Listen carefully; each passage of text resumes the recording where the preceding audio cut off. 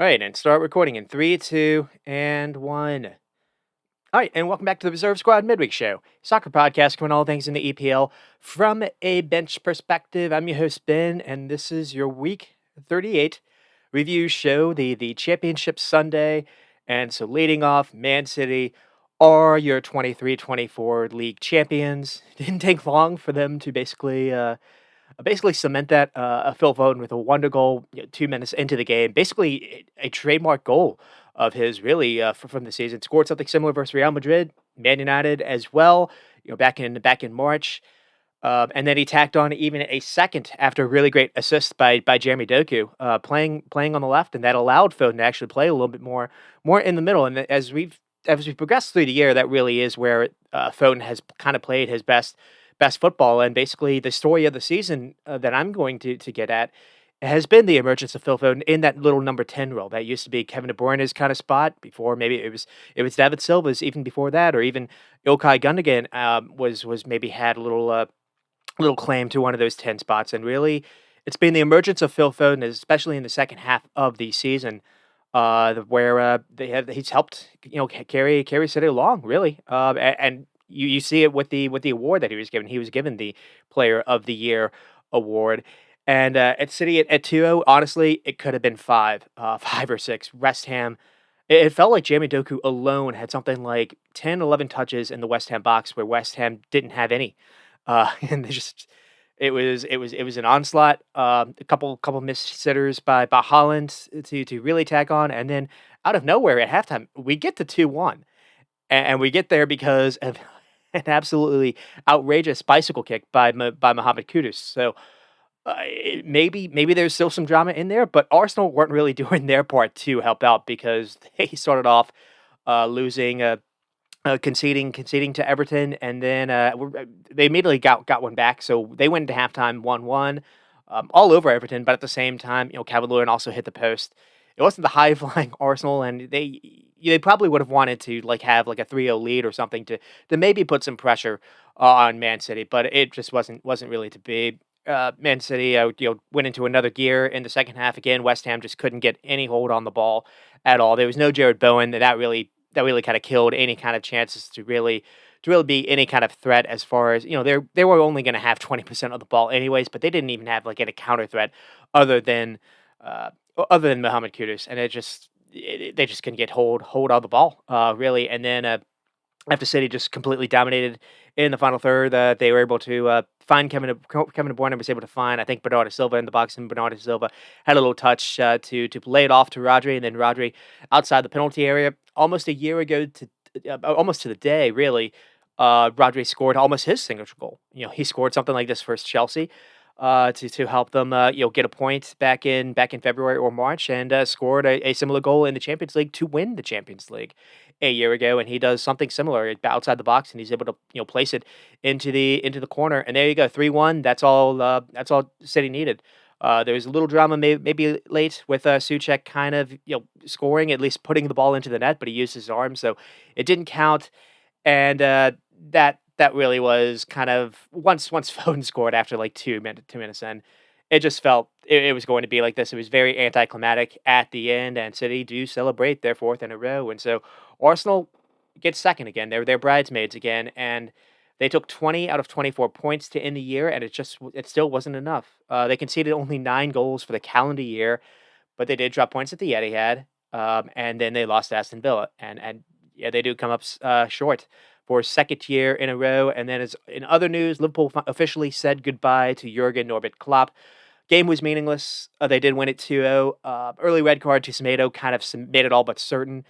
And really, the rest of the game was just about the crowd just singing Klopp's name to himself one final time. There was a little speech he gave at the end, and I'll get into it later with his legacy. 9 years, 7 trophies, one Champions League, one league title, and pretty much the only one to stop Pep and Man City from celebrating seven in a row this year. Would you just wonder what it could have been like if the Pep and the Dubai Fund group were not existing. Klopp could have had his like Fergie era, really, but It is. It wasn't to be, and I'll get into a little more detail what my thoughts have been, just kind of following the club the whole time. I was a supporter or fan even before the Klopp eras, so I endured the Roy Hodgson, the Brendan Rodgers, times when they were signing the likes of Mario Balotelli, Ricky Lambert, Danny Ings to be their strikers, and all of a sudden, a couple years later, they basically formed the greatest front three in Europe, at least for that period. I'll put that in their prime, Mane, Firmino, and Salah. I'll put them up with the Messi and Suarez and Neymar front three of Barca. Yep.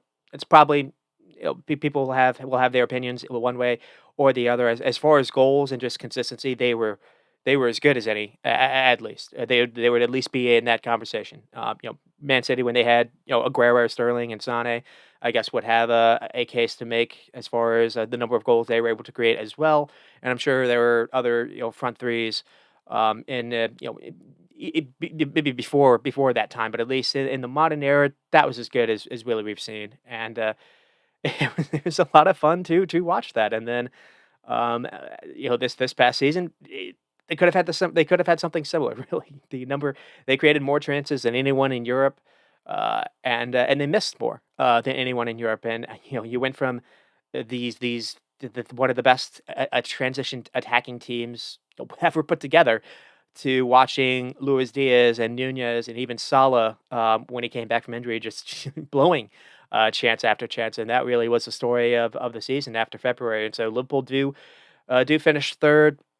They were at least able to win one final trophy. They were able to win the Carabao Cup with Klopp, and so that was at least nice. I mean, they back in January, there was jokes about a quad push because they were leading the league table. They looked to be favorites in Europa as well, and just injuries and just the missing down the stretch. There were injuries were one thing, but they were still able to create enough to have done a little bit more. But it wasn't just about the winning; it was the ride. Just Klopp, or is since he came in, uh, was just very good at just kind of uplifting and giving people belief, and it was just an enjoyable 9 years. It's crazy that it was 9 years, and then so I'll get into more of that later on. Aston Villa as well had already clinched top four. They really had nothing to play for. No Emi Martinez, no Tielemans, uh, no Paul Torres, no Clement Langley played alongside Diego Carlos. That did not work out. I think Kellum Chambers actually even played in midfield, and that did not work out. Palace destroyed them. Palace are good in their own right, so really it's a celebration of what Palace were at the end of the season, what they could achieve next year if they're able to keep this core together. I mean, Elise will certainly have suitors. Man City and United have already been linked. I think Liverpool have as well, but also Bayern and PSG have apparently been looking around, and it makes sense. This guy definitely looks a talent, and the only reason I think he didn't make the French squad is because he was injured for the entire year. He's definitely someone that just looks it. He passes the eye test, passes every test. I think he passes a data test when he's able to play. Uh, and just, yeah, him and Eze were able to play those final 5 or 6 games for Palace, and they just went on a scoring bonanza, playing some really great football. I mean, Mateta, all of a sudden, looked like a world-class number 9. He enjoyed world-class service, coming his way. Um, and Adam Wharton, Mark Gahey were able to, I mean, Mark Gahey was able to return, and Adam Wharton, and they'll have maybe Czech Decore back next year. There's a core here to really build on something if they can keep the other players. Eze will have suitors looking his way as well, you imagine. And another thing too, this says you know what the players have achieved themselves, but also since Glasner has come in, there's just different energy about Crystal Palace. Gareth Southgate noticed. I think Gareth Southgate called up 4 players on Crystal Palace to make their team. That's one thing that people have criticized, or at least I have, of Southgate in the past, or just England managers in the past, where it's been a who's who of, just bring in a number of players that are on like the big 6 teams or the big teams. Ignore good players that are on like the smaller teams because yeah, it doesn't carry. Uh, doesn't carry as much, I don't know, panache or whatever it is you wanna say. He's called up 4 players. He's called up Adam Wharton. He called up Mark Gahey. That made sense. He was getting, call-ups before he got injured. They're kind of short a little bit at that left center back spot. I can't imagine it's gonna be Harry Maguire, but Harry Maguire also made it. But I would probably actually start Mark Gahey or Jareth Braithwaite. And, Adam Wharton and Eze. Eze was able to make it, and I think, Dean Henderson as well. But Eze making it is awesome. I don't It's only a provisional roster. They could possibly be some cuts added in. There are a lot of players for that kind of attacking 10 role. You have Foden, you have Cole Palmer. Eze is just as good as them, to be honest. Now, maybe I shouldn't say, uh Phone, but Eze to me, I think is every bit as good as Cole Palmer. It's just he's been in a different team, and he also hasn't been healthy the entire year. And he's a player that's come back from an Achilles, and he used to be kind of a rapid kind of ringer, and he's had to kind of change his game a little bit. But man, he looks special. And him and Elise together, I think I've said it before. They reminded me close to what Bayern have with Sane and Musiala, and it's just two really fun, attacking creative players that take people on 1v1. They don't shy from taking players on with the ball. They're really good with their vision and passing as well. Final for their decision making, really. Just really fun, creative players that lead to goals. And like I said, someone like Mateta has really enjoyed his service. And so that's kind of where Aston Villa start the season losing 5-0 to, I think, Newcastle, and bookends, I guess is what they call it, and they end the season losing 5-0. So it's a good thing that the first and last impressions aren't everything, at least as far as this goes. And nothing to downplay, not what making little jokes, but nothing to downplay what Unai Emery was able to accomplish, getting this team into top four, despite they had some injury issues too. They just had him a little bit in before the season, but they also lost Barbecue Kamar. Midway through the season, they didn't have Paul Torres for a lot of the season, who I think was arguably signing of the season. Cole Palmer's probably going to win that award as well, if there is that award. But Paul Torres was immense, and to get him, he's a Champions League. This is a Man City, level of defender, and they were able to bring in him. And the games that he was able to play, I feel like Aston Villa just looked a different team. Just the decision making and ball playing from the center back. This is like what John Stones offers Man City. He went to Aston Villa without Champions League, just Europa. I mean, just Conference League football. And so they have Champions League. What are they going to do? What are they going to do? They have owners that are willing to spend. They're going to have some additional income, coming in. You imagine as well. So they're going to have something to add on to, and it looks like they have owners that are ambitious. They have Unai Emery that's ambitious as well, and it's just been a nice marriage. And it's really cool how Emery came, and he joined a club that was in like relegation spot when he did. Like Steven Gerrard had them in a not great spot, and Unai Emery came in, and we bought into what the owners were selling, and he's rewarded he's rewarded with them, masterfully. And it really is cool because before, his reputation was maybe hit a little bit, despite all his success with Sevilla. All his, he took a PSG to maybe a Champions League semifinal. I don't necessarily know if they actually got to the final. Maybe it was with Tuchel they got to the final. But he was manager at PSG. I think they did win a title at least. But PSG.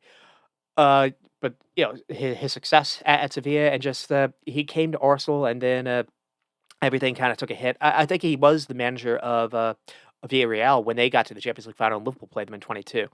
So he's had success everywhere, but Arsenal. I think he got Arsenal to a Europa final. Maybe they didn't have the best finish in the league. Arsenal were also coming off the Arsenal Wenger thing. It's hard to replace a legend, and kind of a little worried about with Arne Slot having to replace Klopp. Though it that's just kind of where we are. And so it's really cool that Unai Emery has been able to come in, have a little chance to kind of rewrite some of the narratives that were said about him. And I would argue right now he's a top three manager in the league, if not, maybe even up, arguably even further. We'll just and if our Aston Villa, is this kind of the peak of where they are? It feels like they did get a little lucky with having to rely on Ollie Watkins throughout the whole season, not really having to him having to deal with a whole lot of injuries. They're going to get Imi Buendia back. which will help. Barbecue Kamara back next year. I think they're looking to add maybe Ross Barkley. That's been kind of mentioned. So there's a lot of ways for this Aston Villa team to also improve, which is quite exciting. I think they could improve a little bit at fullback with Matty Cash and Digna maybe. So we'll see what they do, and then Spurs get fifth, nothing to really play for. Ange gave a post game interview. He didn't like getting fifth. He didn't think that was an accomplishment, given how they started off the season losing Harry Kane. They didn't really have a striker throughout the entire season. They tried Son. That worked in some games. Son had a good goal scoring total at the end of the year, but it didn't necessarily seem like versus like the big teams. It really worked. Richarlison I thought was pretty good for them to be on when he was able to go. He had some injury issues for a little bit, and he was also coming in from having some battling some depression, which he went public about. So Richarlison honestly was another player that was able to kind of rewrite a little of changing the narratives a little bit about him. But that said, Spurs probably do need to think about maybe adding in an attacker this kind of season. And just I don't feel like Spurs are that far away.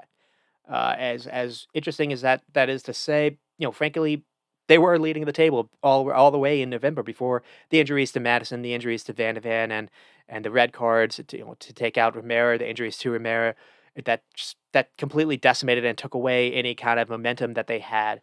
So I don't think Spurs are necessarily that far off, but we'll have to see how their ownership's able to rebound. It didn't. I don't really like the way it ended though. With uh, I sided with Pochettino what he said. Being disappointed with the fans. Cheering for a loss for Man City when they had a chance to maybe still get top four. Uh, I agreed with him on that point, but he kept like nagging it on. He kept bringing it up. A couple days even after the game, even like coming into this, that was a talking point, and he kind of made it a bit of a distraction. So hopefully he's able to move on. It sounds like it. It sounds like he's a little disappointed to come in fifth, and maybe you want that in a manager. Maybe you want someone to believe that to not settle. So we'll see what they do in the summer as well. It's very weird how they played today. In a friendly, I don't think that's necessarily great for players' legs. Everyone else is done with the season, at least, other than the teams in Champions League and Europa final, and Man City and Man United have the FA still, but most everyone else is done because it was supposed to be the last game of the season, and then they took a flight, like a 13-hour flight or what, 18-hour flight to like Australia to play a friendly, which is kind of weird. Um, but that's kind of where we are with them, and then Chelsea and Newcastle kind of finish off the other Europe spots. We think if Man United beat Man City, apparently they'll be able to get that final Europe spot, but. Chelsea was weird. They found some form after about mid March or so. Arsenal game excluded. They got destroyed by Arsenal. Cole Palmer wasn't in that game, but I don't necessarily know Cole Palmer's the reason why their defense was just absolutely so porous that game. And then Newcastle after losing to Man United with thumped Brentford, so they rebounded well. They did it without Callum Wilson. They did it without Anthony Gordon. But they had Ishak, and Ishak is a striker that other than Erling Haaland, I kind of look at him as like the most sure kind of finisher when he's got the ball, 1v1 in the box and he's running. I feel like he's going to make the right decision. He's going to have at least either the right cross to find a teammate. He's going to have the right dribble to maybe get past the defender, or have the right shot to at least make a keeper make a save. He's the only one that I look at as close to being what Holland is. I don't necessarily know if he's gonna ever get the kind of numbers that Holland gets, but I just think Ishak is what a coup that Newcastle were able to get him when they did, and it'll be interesting if they're able to keep him. I know that there's at least been a lot of rumors that a bunch of their players, Bruno Guimaraes, Ishak, maybe a couple others. Anthony Gordon could possibly be one that have things in their contract where if they don't get Europe football, things can be triggered. So we'll see if that happens or not. If Ishak is available, every club should probably be looking to get him, Real Madrid included. I think he's that good. Uh, and then Man United do in fact play once a week football unless they beat Man City this coming week, despite winning the final two games, or at least something for Ten Hag to kind of hang on to. He finally started playing Amrabat and Mano together, so you finally had a little midfield cover that you just hadn't had In this game, you were at least able to get Lisandro Martinez back, so it wasn't Evans back there, or Harry Maguire back there. Varane is available on the bench. He was able to come off, but it was still Casemiro back there. Casemiro actually had a goal line clearance in this game, but they got the the performance was not what or the result was not what the performance was. Brighton were all over them, outshot them. I think 17-11. Like I said, Casemiro had the goal line clearance, so Nane had to make a couple saves. Brighton had a bunch of really bad misses as well. Yao Pedro comes to mind, having one that just flashed across the goal easily. If he just puts it on net, I think it's probably going to be Onana because he's quite close. Uh, Brighton were good enough to win that game, not just draw, and they ended up losing to 2-0. So Man United at least were able to win their last two games. The performance was Newcastle was much better than I guess this. So that's at least something to maybe hanging their hat on, but they were not necessarily great versus Brighton, and we'll see. We'll see what they do versus Man City. It was a year ago around today. You can say Man United played Man City actually quite good in the FA final. They lost 2-1. Uh, Man City, I think, even had the opening goal within like I don't know 30 seconds into the game with a wonder goal by Gundogan, and then I think Gundogan even got a second with a really nice hit. See the him or Kevin De Bruyne, where the De Gea was beaten.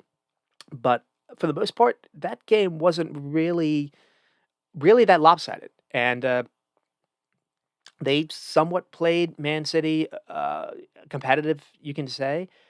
Back in March, Rasmus Højlund wasn't able to go that game, and Rasmus Højlund was able to come off the bench and score. He got the second goal in this game, and he scored versus Newcastle. So there've been a couple of games now where Man United have actually won, but it was with Bruno Fernandes almost being like the false nine, or it was like him and McTominay kind of switching off. I think you need to play Rasmus Højlund, but we'll see. We'll see if he does or not. Maybe they can make it ugly. I think it helps that they'll at least have center backs somewhat to play with Holland. Varane, maybe Varane and Martinez. You don't really like Martinez in the air, but Martinez at least understands the position. Maybe you can do something where you make it really ugly. You have Casemiro and Mano, and basically you have Amrabat, and you just block in. We'll see. We'll see what they do. But anyways, that gets us to title race Sunday, and I'm going to run down what happened.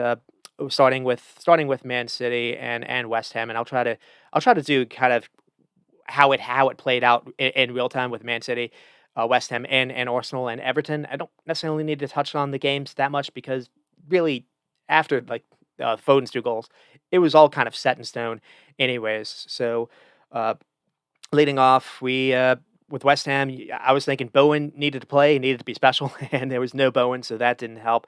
And Pep went out with a very surprising a lineup, to be honest. It was full out attack. Kovacic was sat, Rodri alone, and basically it was a front four and then Holland. So you had Bernardo Silva, you had Foden, you had Kevin De Bruyne in their little 10 roles, and you had Doku. And Doku was allowed to be given some width. Uh, and it was probably honestly as strong as probably Man City can line up. I imagine we don't necessarily see this with Man United, but I'll have to. I could eat my words, but it's just you can do that because Rodri is so good by himself.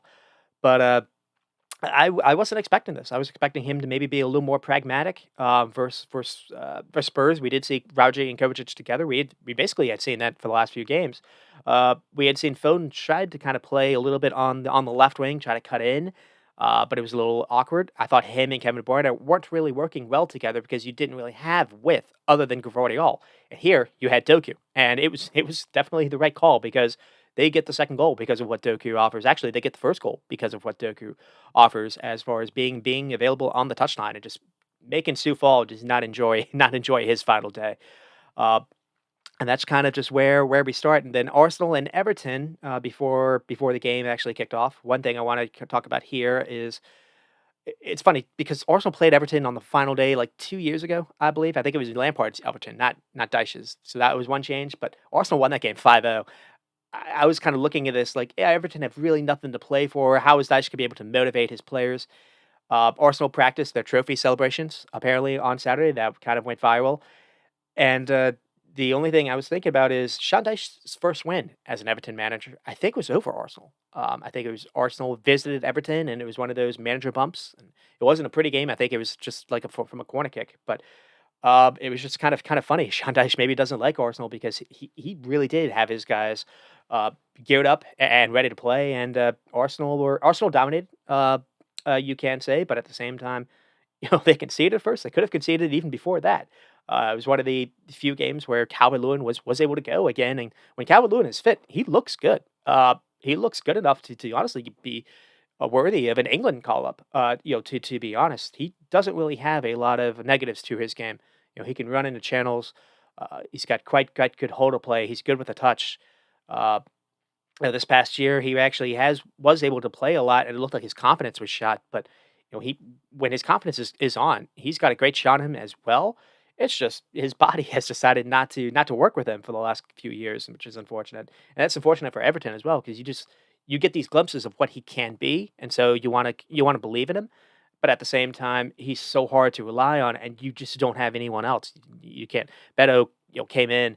Uh, I think he was an expensive buy, and he kind of was a flop. And Chiamiti didn't really have much game time, so maybe he's someone to believe in. But at the same time, he didn't necessarily do enough to show it. There's just something you have to believe. And then with Arsenal had to do this without Saka. I've been wondering.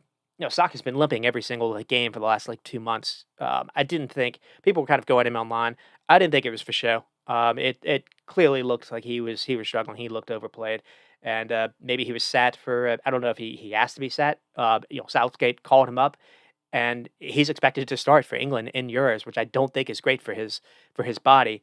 Uh, but Arsenal need to also figure out what to do when Saka can't go for you, uh, because he has been overplayed.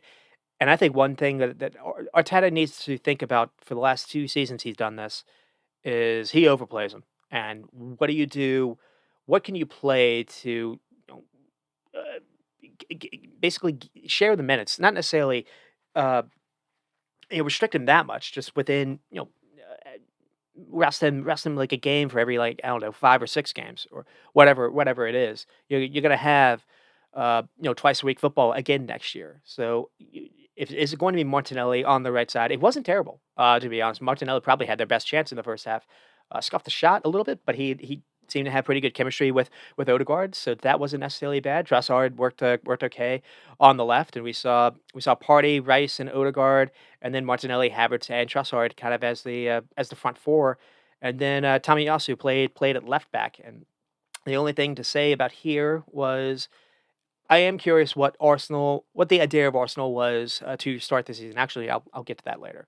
That's something I'll tease about because I think maybe maybe Arteta regrets a little bit when he brought in Havertz. Havertz was playing in midfield almost solely in a bunch of the biggest games that they played in. Havertz wasn't even playing. I don't think Havertz played in the first, or I don't think Havertz started in the first Man City game. Back in October. In the beginning, it was Eddie and Keita. Actually, that was their starting striker, and then he basically got shown got put back into the closet, or got shown the I don't necessarily know if I should say that. Basically, was we didn't see him again after November or so, and it just seemed the switch was to finally play Havertz a little more in that false nine position. Another switch seemed to be not having Rice being the kind of the chief guy on the ball. Uh, Whether it wasn't Party, it was Jorginho. Jorginho came in after January or so, and that kind of seemed to be the switch. But Jorginho is a liability out of possession, which we saw I think versus Aston Villa. And so then when Party was finally healthy, Party started to play. But we actually saw Party actually not look necessarily that fit. In this game, we saw Everton just running past him for fun. So they're going to have some things to think about. They only missed Man City by a couple points. They were close. I think they were close really because Saliba was just Herculeanly good. As far as defenders, I think defender of the year, arguably, deserving of player of the year nominations. We didn't see a defense this good. We haven't seen a defense this good in a long time. It's one of the highest scoring seasons I think the Barclays has ever had. And for Arsenal to only concede 9 goals, it's not because David Raya was superstar special.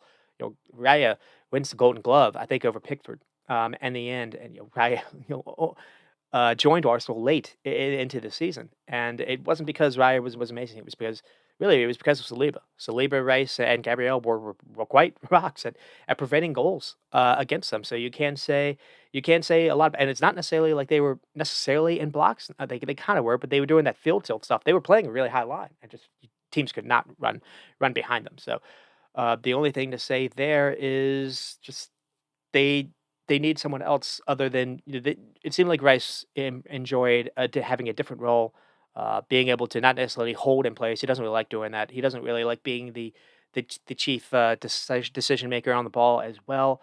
You need to find a way, whether or not you have an inverted fullback, whether it's a Sinchenko. I think it could be Timber. I think we might see Timber actually played instead of Ben White next year.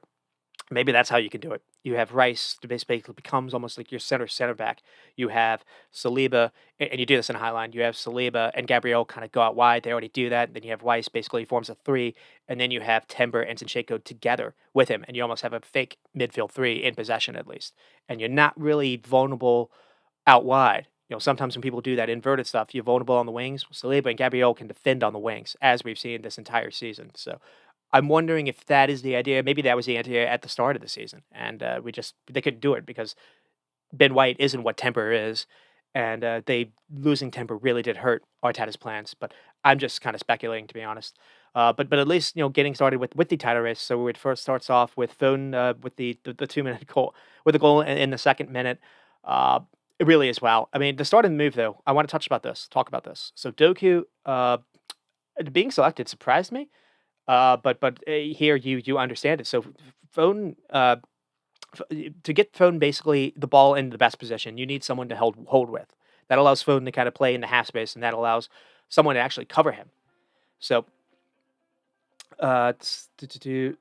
basically what happens is Doku receives the ball on the touchline. So it starts with him. Foden inside him, and then he plays Foden the ball. Foden gets it, and then plays it to Gvardiol.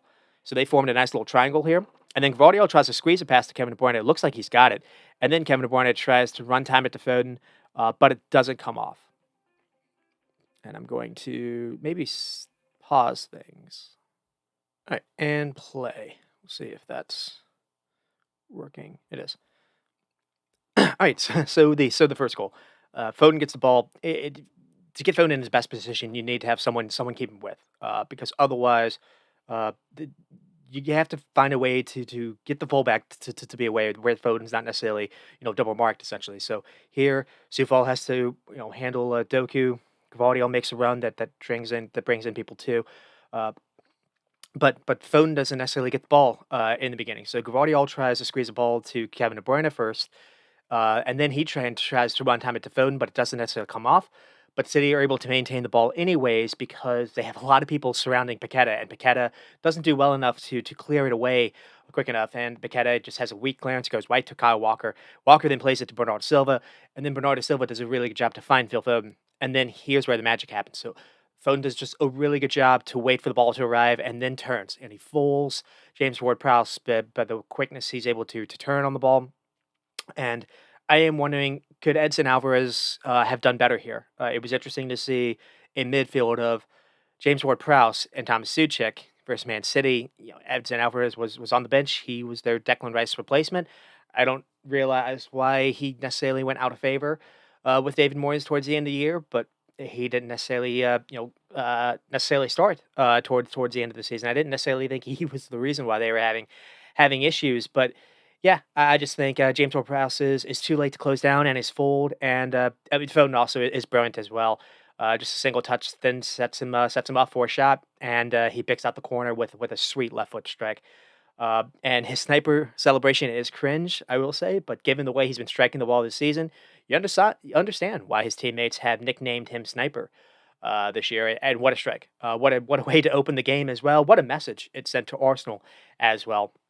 And they didn't take long to get a second, and I put around wow again, but for different reasons, and it really is a great time cross by Doku, but it's different. It's a different City move than we had seen most of the season.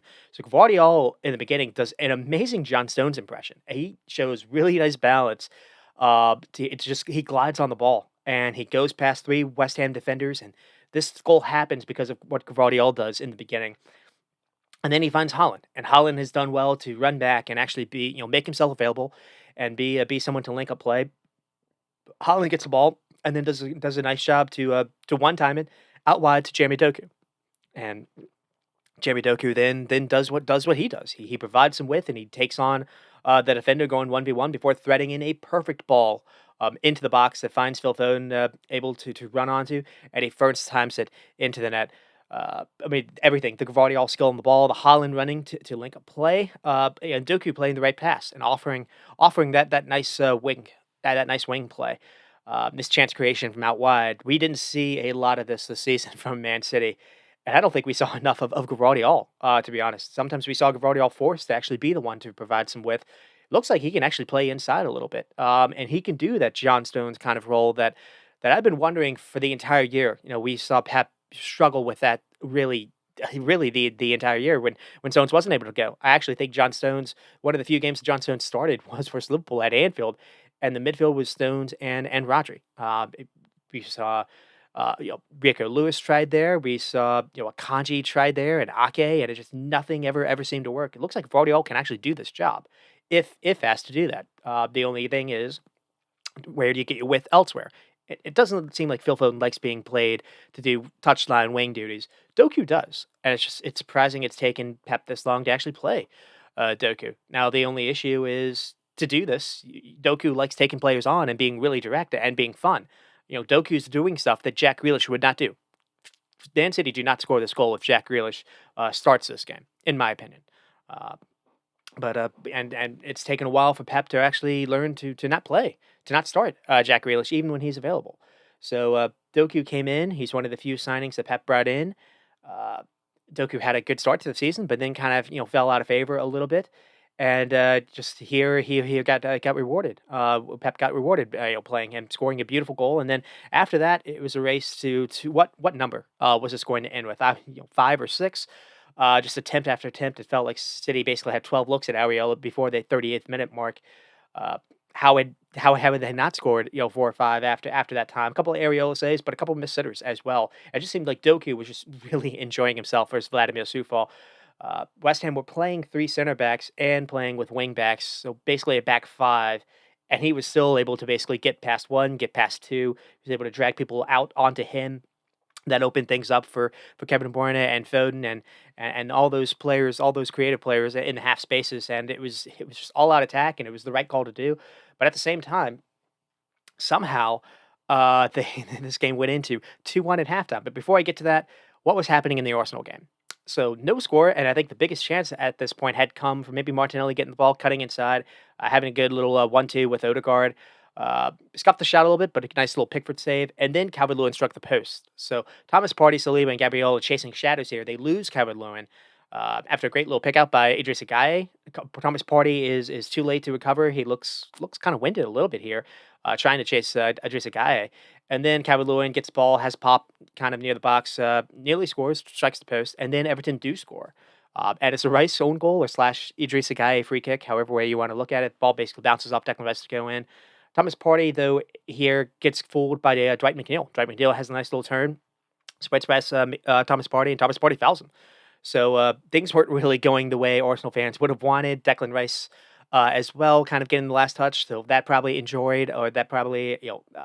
had West Ham fans celebrating a little bit because they didn't want him to win a title. There was a lot of that online. I understood. I sided a little bit with Pochettino saying he didn't want to. He didn't understand for Spurs fans, celebrating losing to Man City, to prevent Arsenal from winning. Here, West Ham had nothing to play for. So here, it was fine for their fans to root against their team because they didn't want Declan Rice to be the one to actually lift the title because Declan Rice left them for greater pastures, as they say. Declan Rice had a good season, great season in many respects. But he left them, and West Ham fans wanted to at least have something to hold on to, and that basically was it. And they got their wish. But it wasn't just that. We did get a little drama. So, like I said, it was 2-1 at halftime for City because of Kudus. Kudus just out of nowhere had an unreal bike because why not? And then Arsenal were able to add some drama as well. So after conceding, just a couple minutes later, they score, and it's with Tomiyasu, and it's a really nice cutback ball by Odegaard. Odegaard makes a nice little run. I think it's Martinelli that plays him in, and Thomas Partey first to Martinelli, and then Martinelli plays Odegaard in, running to the touchline where Odegaard has a nice cutback ball that goes outside the box. There's no one when everyone is kind of you know, Everton has everyone basically in the box. They're marking everyone inside the box. That's where you assume the danger is. But then Tomiyasu is making a late run, and he's kind of open outside the box, similar to what Raji scores on later. And Tomiyasu has a nice finish to put it away. So the halftime thought was, how were Man City not three or four goals up on West Ham, and Arsenal had 12 shots but only three on target, and Havertz wasn't really working out. Everton were at least doing well to be dogged defending. Calvert-Lewin also hit the post. This felt relatively even game despite the massive advantage Arsenal had as far as shots and as far as possession goes.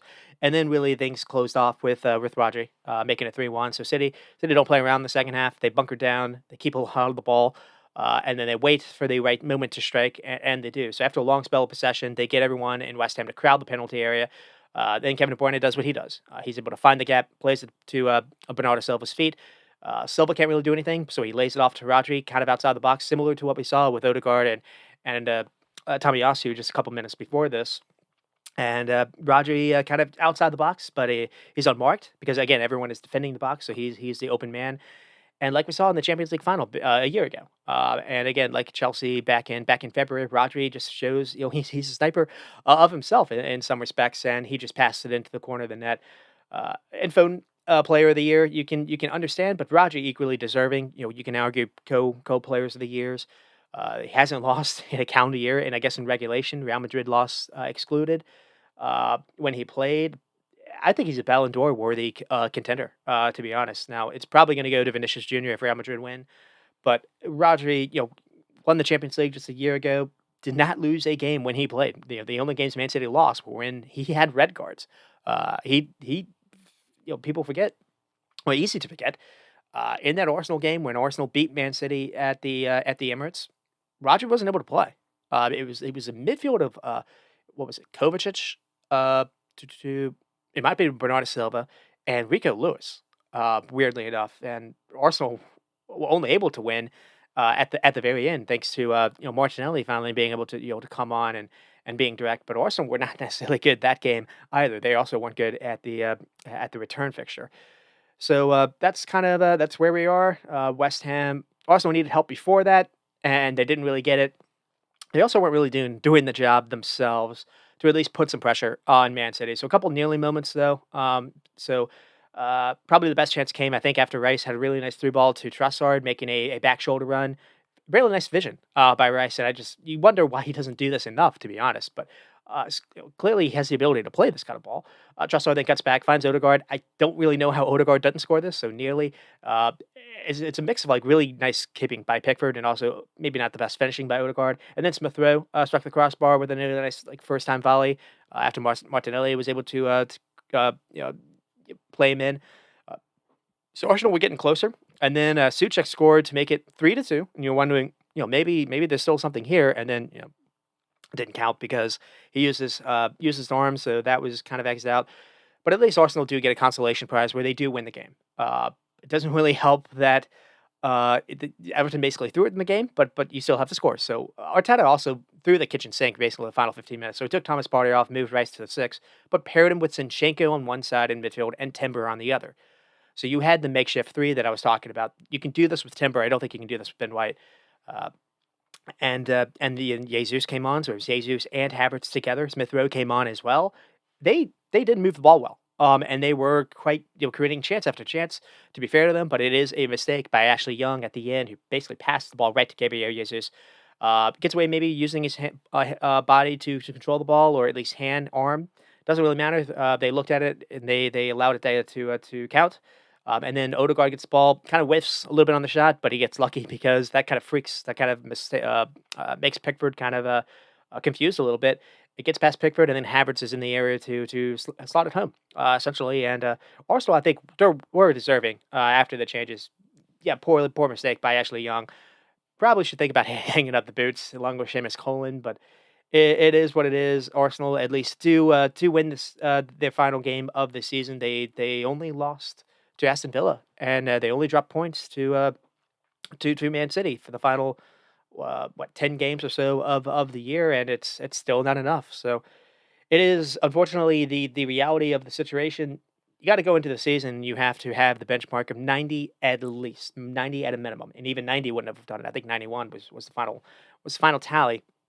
You didn't always have to say that, but with Pep's City team and with the Dubai backing, state-owned backing, that is the case. 90 at a minimum, really 91, 92 is what you need to shoot for. So Man City do win it, fourth in a row as well. MDC called it the greatest side ever. Personally, I thought they were quite gettable. But to be fair, because after December, I figured no way any team's going to sniff 90 points. That's why I really actually did favor Liverpool, to be honest. Uh, I was like Liverpool, if they could just get 80 to 8, that would be enough because I didn't think Arsenal were going to be able to do what they did. But after, yeah, just they were perfect from like mid December on. But and Arsenal were as well. But at the same time, I think like the league was closer to catching them than any year prior. The Newcastle game before Kevin De Bruyne showed up, when Newcastle actually were winning, and then Man City were able to come back. Chelsea had Man City on the ribs. Liverpool, with Luis Diaz having a disastrous second half, had Man City on the ribs. Arsenal had the Trossard miss. Arsenal probably could have, done a little bit better in that game as well because they came in almost with the mindset to not lose the game. Uh, because if you think, I mean, that's the title right there if they actually win that game. But they, the 0-0 game, they had Trossard on the breakaway, and Trossard, the one maybe negative to him is he's not a transition kind of player, and you saw it. He just he he kind of took on the brakes, and then wasn't able to get past whoever I don't know if it was Kyle Walker or someone else, wasn't able to get past the last defender and didn't make the right decision at the very end, and that moment counted. That could have gone the other way because Martinelli made a really nice run, and I think Havertz as well. Easy square ball was on, and Trossard just didn't play it. You still would have had to beat Ederson or Ortega, but yeah, you have to think that was a missed chance. Forrest was Chris Wood. To be honest, had Man City on the ribs, and Chris Wood had a bunch of really howlers, and then the Spurs chance with Son. Son looked when he's through on goal. You imagined surely he's going to finish this. It's a great save by Ortega, but at the same time, yeah, Son kind of flopped on the finish. So there were chances here for the Man City were not the Man City that I've as a Liverpool fan that I've seen in all these title races where they did look invincible. They weren't that this year. The losses of Gundogan, I think, showed up. The losses over the years, moving off creative fullbacks like a Cancelo, maybe that made them stronger defensively. But I think it just made them so much harder to beat and break down in past years. And here they were a little bit more surgical. They weren't necessarily as dominant as the table form showed. But at the same time, all the results did go their way, and that is what you say. Another thing you can say is after around maybe mid March, Pep finally started to have some faith in the summer signings that he brought in. Jeremy Doku, Kovacic, Gvardiol, all featured heavily down the stretch, especially Kovacic, and especially Gvardiol. And then you get to the player of the season for them, or co-player. Him and Rodri, or for different reasons. But I think I said it before. The way to sum up Man City's season has been the emergence of Foden, and not just the emergence, but like him given the keys to the Lamborghini, so to speak. The coveted number 10 role, the chief playmaking role in central areas. And he's always been known as this rising English talent everyone's always raved about, or at least English press have always raved about. And he's become from what the potential of is to actually becoming what everyone has been long thinking about, and basically replacing Kevin De Bruyne in many respects as this being his team. There have been a number of games towards the end of this stretch where when Kevin De Bruyne and Foden were playing together, Kevin De Bruyne was forced to go out wide when Foden wanted the ball in the central spaces. It wasn't the opposite. We just did not see that before this, and just so many clutch deciding moments from him, goals from him. Good on the turn. I didn't know he was necessarily this good. He showed it though in the Champions League. He nearly scored a worldy goal in the Champions League final. And the funny thing about that is, just think about a year ago, he didn't start the Champions League final. It was Kevin De Bruyne. He came on as Kevin De Bruyne's replacement. And the second half, Man City were not good that game, but Phil Foden had a beautiful turn to get around Brozovic or Barella.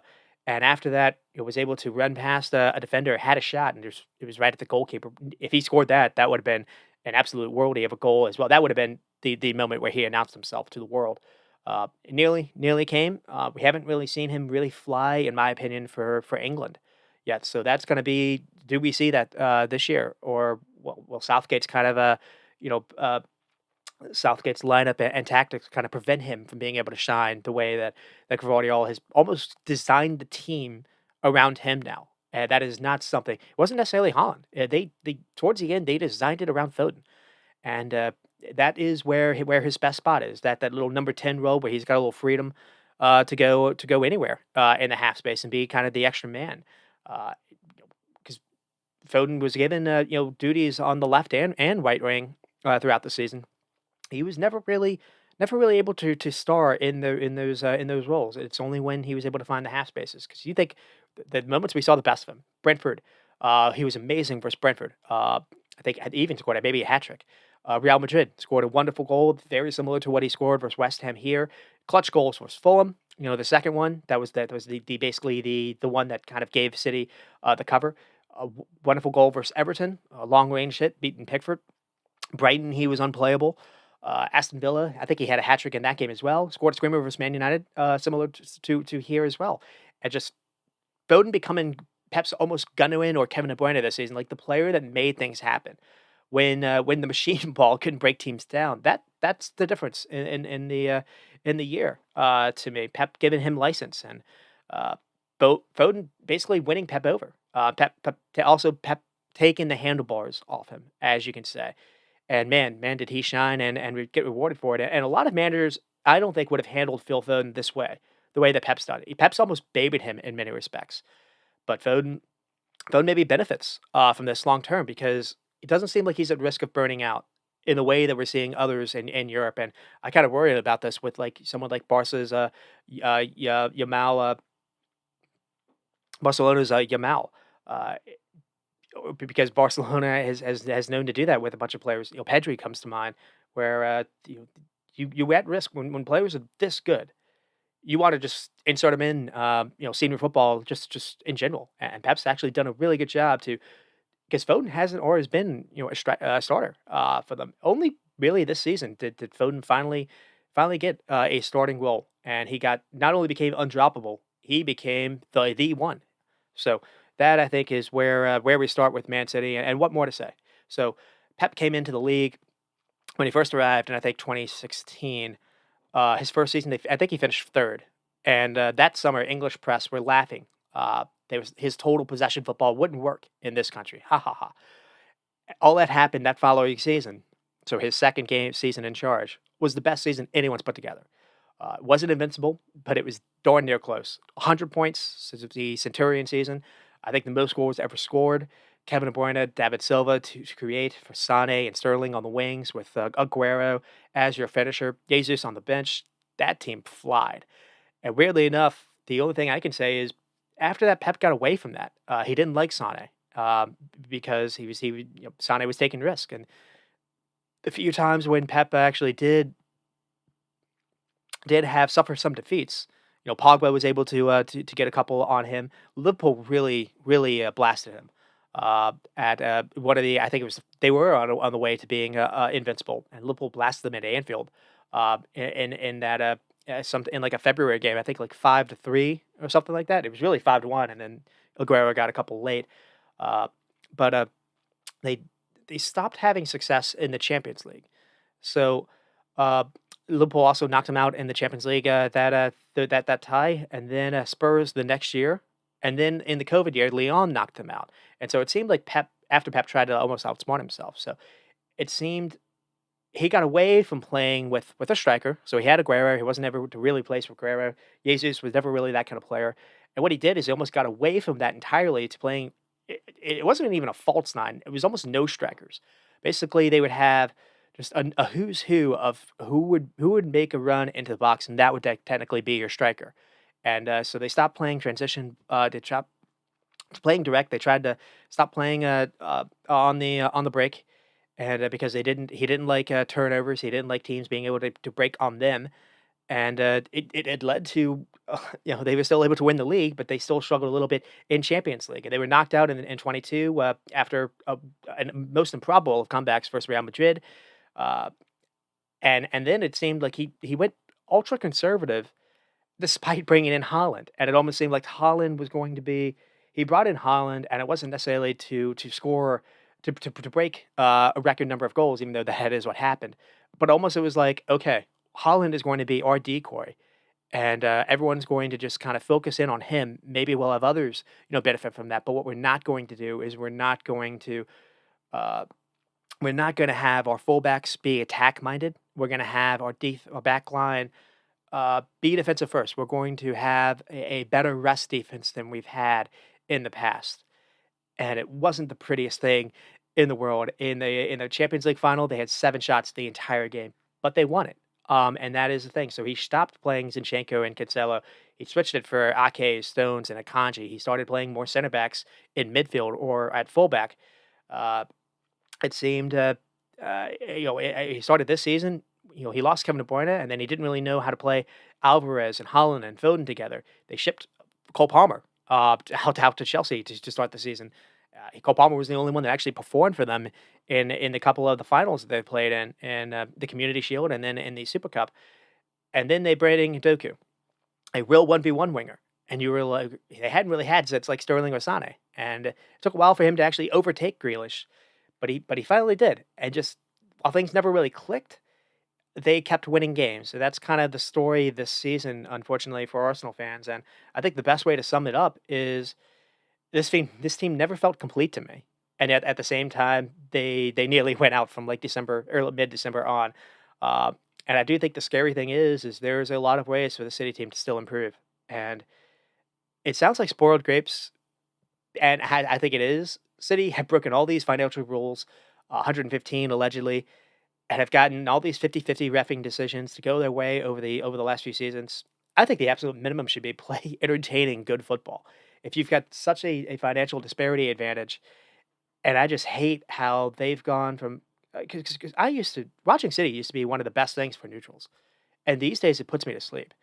They keep the ball to keep it, not necessarily to find weaknesses to exploit or put teams to sleep. They generally do it as a tactic, and it's nauseating because you've got Doku, Kevin De Bruyne, Foden. You've got ways to play direct. We saw it versus Wolves. Holland can score 4 goals a game if you play that way in most games of the year, and they choose not to do it. But one thing you can say is everything is about winning, and that is what media have seemed to have focused on. There's a lot of not controversy. There's a lot of criticism on that. That's how America's media acts as well. Looks like UK's media is kind of like that too. And one thing you can say is Pep does win. And another thing you can say is Pep doesn't just win; he's changed how you have to win in this league. So I actually looked this up. He's changed how you win titles in this league. You need to at least, at a minimum, have over 90 points to have a prayer. Him having a state-owned club is just a perfect marriage because before he came into the league, Leicester City won with 81 points. Arsenal's invincible season, 90 points. Fergie's run. So let's see, he won 1, 2, 3, 4, 5, 6, 7, 8, 9, 10, 11, 12, 13 times. Fergie won.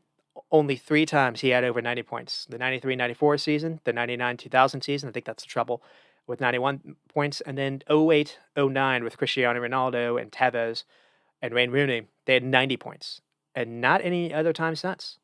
So it's just how many times would have would say if would Fergie, I guess, would have won in this kind of era if he had to go against this? Maybe none.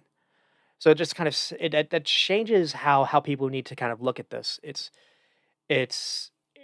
almost you don't say necessarily cheating, even though the financial the financial rules say it is, uh, but really it's because he's been able to just load up on any kind of center back and any kind of thing that he's wanted. When he's made some signings, some expensive signings, and they've been bad, they've been bust. It hasn't really mattered. Like they signed in Mateus Nunes for $50 million. I think he had 3 games the entire year, but it doesn't really matter because they're able to always rebound. They're always able to reload in a way that other managers can't. But at the same time, he's come in and just completely overtaken this league, and it would have been 7 in a row if it wasn't for Klopp. And that'll get to what I say later on. But with the West Ham side, not a ton to say. Moyes did not have the sending off, but not having Jared Bowen available. Uh, Again, James Ward-Prowse and Suchek in midfield, sitting Alvarez was just. Yeah, it almost seemed like David Moyes was okay with this, to be honest. Just because Alvarez, I think, would have been able to stop though and finding those pockets at a minimum, maybe fouls him. That James Ward-Prowse just looked like he was this was out of his league. West Ham didn't have a touch in the center box till the 40th minute. Then Kudus popped out of nowhere with the bike, but there was never really any momentum after that. You never thought they were gonna get a second. And just the only surprise was it wasn't maybe a higher victory. And West Ham fans again probably didn't want Arsenal to win because of Declan Rice, and hey, they got their wish. So uh, that's kind of where we end with, and so ends the David Moyes era. It feels, to be honest, it felt like he should have walked away after winning the Conference League last year. The risk of overstaying your welcome can hurt your rep. But he'll probably be fine. He won a trophy with them. It's more than a couple clubs can say, and we'll now see the Julian Lopetegui era. And could this backfire? We'll have to see about that. Seeing how Gary O'Neill got Wolves playing so much better this season than last, the Lopetegui shine has come off a little bit. But he was a former Real Madrid manager. Spain wanted him at one point. I actually kind of wanted him to be considered for the U.S. job. So it'll be interesting to see what he does next year. And if nothing else, there somewhat is a good structure in place with I think it's like Tim Stilt, who they have the former Bayern Leverkusen, the guy that like kind of built that team that Alonso has. They have a pretty good director side. They have a good club staff in place. So we'll see what they're able to. They brought in Mo Kudus and absolutely nailed that. I thought Edson Alvarez was a decent Declan Rice replacement. They need to maybe improve a little bit with the fullbacks. Ward Prowse was what he was. Helped you with the set pieces, but didn't really help you in anything other than that. Could probably improve there. Sama Suchek, you could definitely improve there. Uh, we'll see what they do with Jared Bowen and Kudus. A lot of people are going to go for Kudus, but it'll probably be a lot of money. Antonio wasn't able to go probably most of the season, and he looked like his legs had also kind of left him too. So there's a lot of ways for this West Ham team to rebuild. So we'll see what they do with Julian Lopetegui. Could be a risk of you never really know how good you have it until it's gone. But at the same time, had Moyes stayed, I think I still would be having the same kind of issues. And it's just one of those things. It's probably the right time for him to leave. I think it would have been the right time after winning, but it's still they turned around, and I think they're disappointed to only finish like ninth or 10th, wherever it was in the league, where the last couple seasons they were fighting relegation. And they still I think they were knocked out by Leverkusen. That's not the worst team to knock you out in Europe as well. They gave it a good go, so it's not the end of the world. And then with Arsenal, uh, how should we view the season for Arsenal? It's not a failure. I'm going to because I've seen that online. I do think it was a missed opportunity though, because I don't think Arteta got things right in the beginning. He, I just don't think he knew how to use Havertz, and they spent big money on Havertz instead of bringing in a goal scorer. And it kind of it at the time it never really made sense because given the kind of player that Jesus was, you knew that was a problem. And in the beginning, it almost seemed like the idea was to try Havertz in the Granit Xhaka role in midfield, and it was a disaster. It was a disaster every single time that happened. And eventually, what they did is they moved Declan Rice into that position. Funny enough, and eventually they finally moved Havertz into almost like the Firmino role, the false nine, but the guy that can make runs into channels if you need to, the guy that can be a target man in the box, and he ended up I think with 13 goals. Uh, created a number of assists as well, at least, goal scoring chances. But at the same time, there were a couple times when he was quiet and just if you Arsenal do bring in a striker in the summertime, I don't know if they will or not. I don't really know what you do with Havertz then after that. So this, if Arteta was responsible for kind of bringing this in, it was always kind of a weird kind of signing, to be honest. Chelsea fans laughed at it when it happened. Now Arsenal also got the last laugh when they destroyed Chelsea, but at the same time, this is one of those where you just don't really know how this is going to work still because with Liverpool and Firmino, it wasn't a problem because you had Salah and Mane that were going to get you 20 goals each. I don't know if you have that with Saka and Martinelli. You had that maybe with Saka, but I feel like he could also, uh, Saka could also possibly go up a level. We could possibly see that. I feel like if he loses his weaker foot more and gets stronger on that, there's absolutely 6 or 8 goals added on that he gets 15 or 16 goals a season. So in the league, maybe even 20 plus all competitions. Can Martinelli do that as well? It felt like he did last year. Maybe this year it was a little more. He didn't necessarily have as much support to help him, but it did feel he was given the way that Arsenal kind of changed their playing style.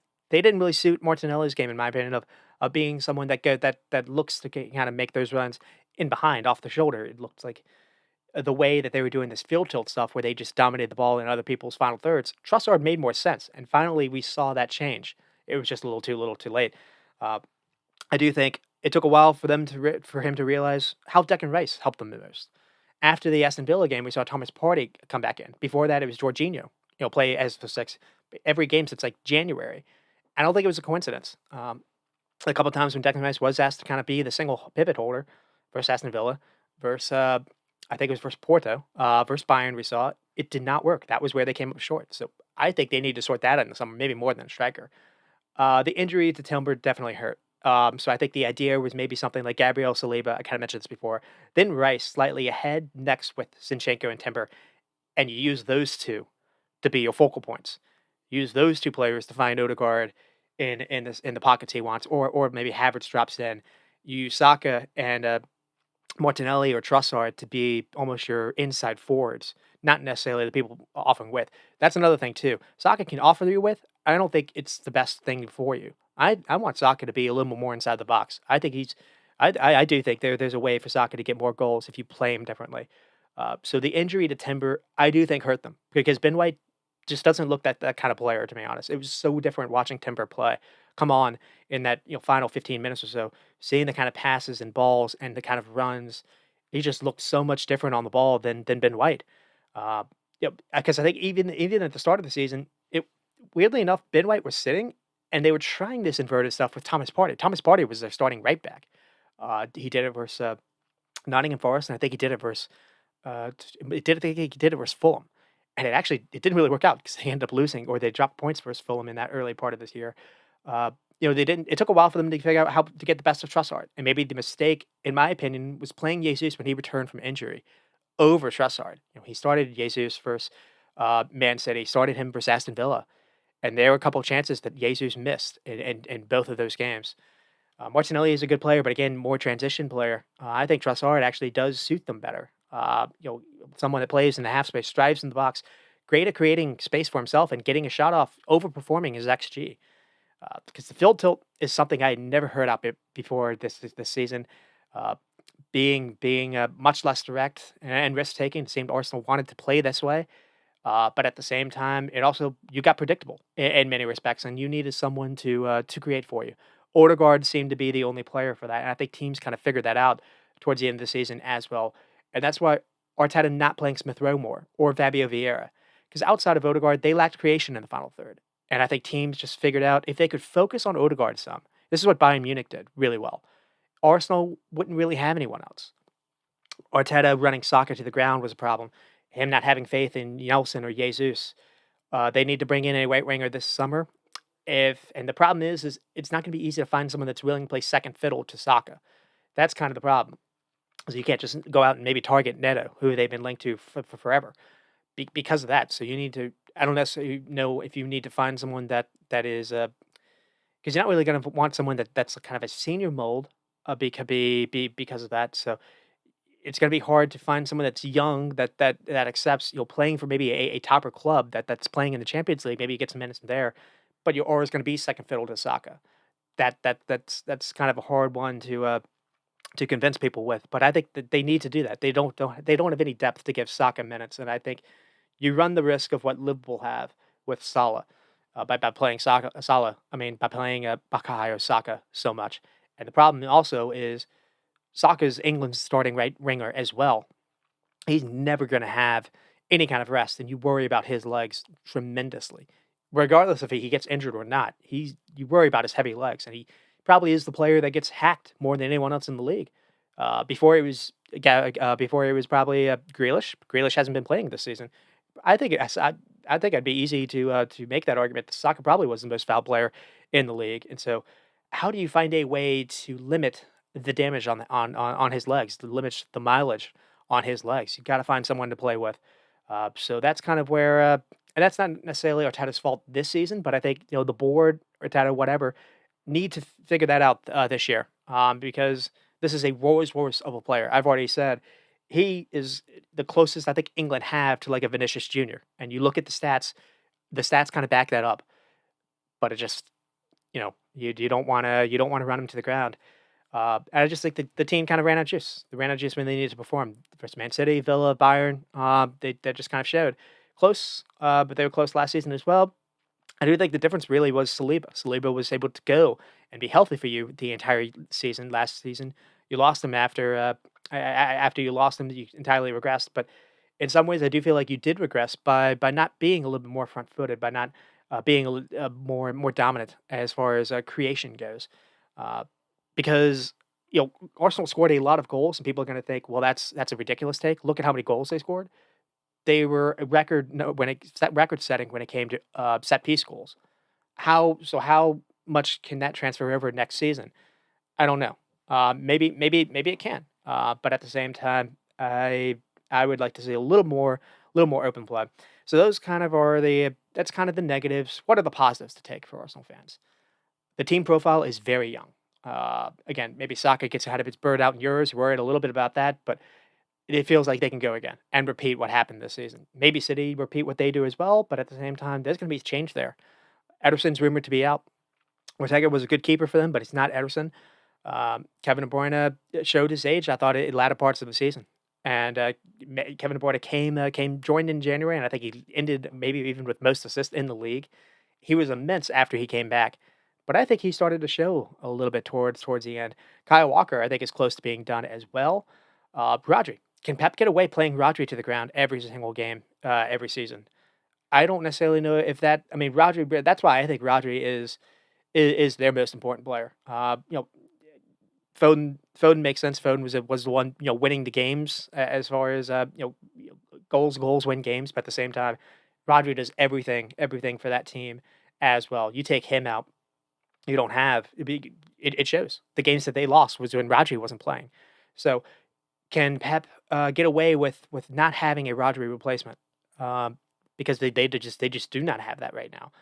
And it's not like you can just go out and get someone that's willing to play second fiddle to Rodri. So I think that's maybe something that Arsenal fans can look at, because Rodri talked about it last season. He thought he was tired after last season. He played a full season this year, and he's probably going to have a long Euros campaign for Spain as well. And then on the flip side, I mean, City can easily improve. There have been links to Paqueta and Bruno Guimaraes, and that would be links for both. So that would you've got two players there that would be able to pick out Holland, regardless if Pep instructed them or not. So and maybe Pep, maybe City do kind of give Kevin De Bruyne a little bit more of kind of a bench role next season, allowing Phil Foden to have the keys. I don't really know where Alvarez kind of fits into this as well. He's kind of on the one that looks to be kind of the outside looking in. And Alvarez, I thought, had a good season when he was actually played. This the issue is he's not a midfielder. So how can you fit him a little bit more on one of the attacking spots? He's not really a winger, but at the same time, he's one of those where he's like a Trussard. He's like a Diego Jota to me. You get him in the box, you think he's going to put it away. He's one of those that overperforms his XGs. You don't know what kind of profile he is. He's not really a position. He's just someone that when you get in the box, he's going to put it away. He's like I guess an inside forward. I guess like inside the box forward, but he also has an outside shot. Uh, so we'll see what they do with Alvarez. But the other reason for I think Arsenal fans to be upbeat about is they look really well placed right now without Klopp. Chelsea look a mess. Maybe they get things together with their young core. Uh, Emery's Villa have they peaked, or can they actually expand on what they are? I don't think Orange Spurs are far away, but at the same time, they really do have to nail a couple transfer windows themselves, and it's not easy. Everyone, it's not easy to just say they need a striker that's going to score them, 20 goals a season. Everyone wants that. It's not easy to just go out and get that. Doesn't feel like Man United. They look as big a mess as anyone right now. They're having ownership that's changing over. Maybe they get their act together, but you just don't see it now.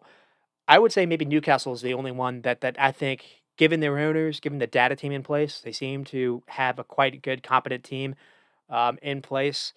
That's the one that I think could maybe sneak up. They were destroyed this season on with injuries. I think Eddie Howe actually did a pretty good coaching job. I was worried about him back in January and February. He showed he can rotate the squad. He can change up their playing style. They weren't necessarily as pressing this year. They were more kind of setting in a mid block towards the end of the year. They've got attackers that I think can rival anyone in the league with Anthony Gordon showed with Ishak.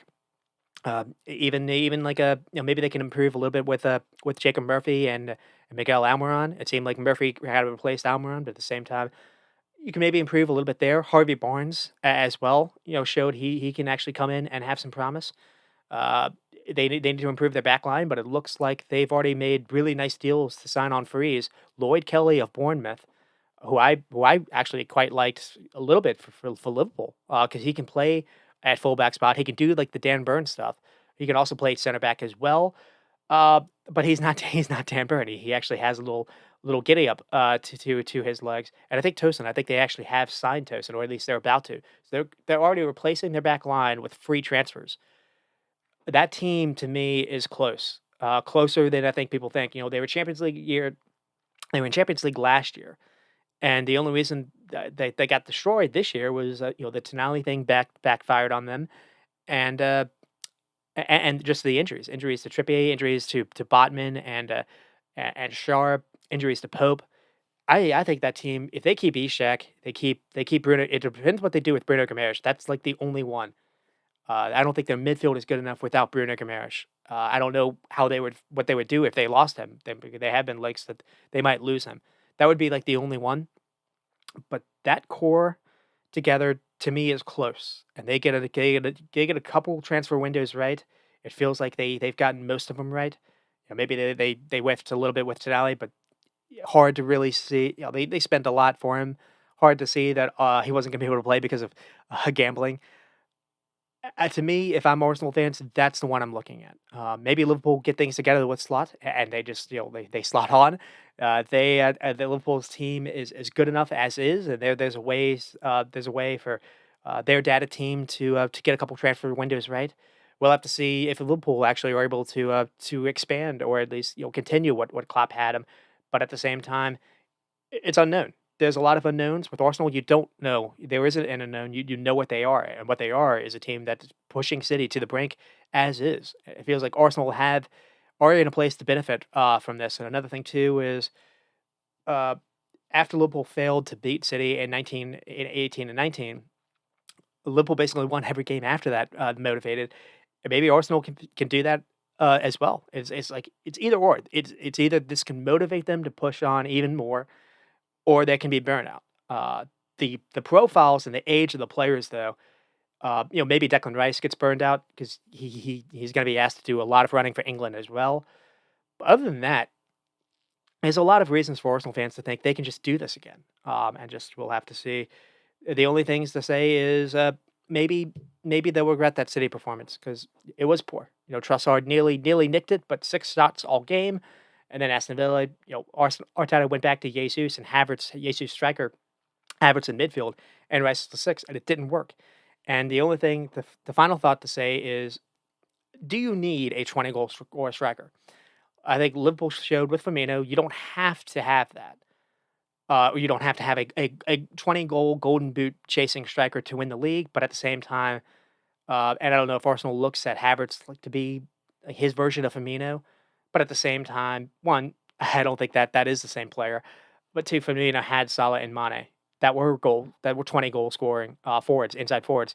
Trossard showed us he can be that, 15, 18 if given loads of game time. Saka, I do think can as well.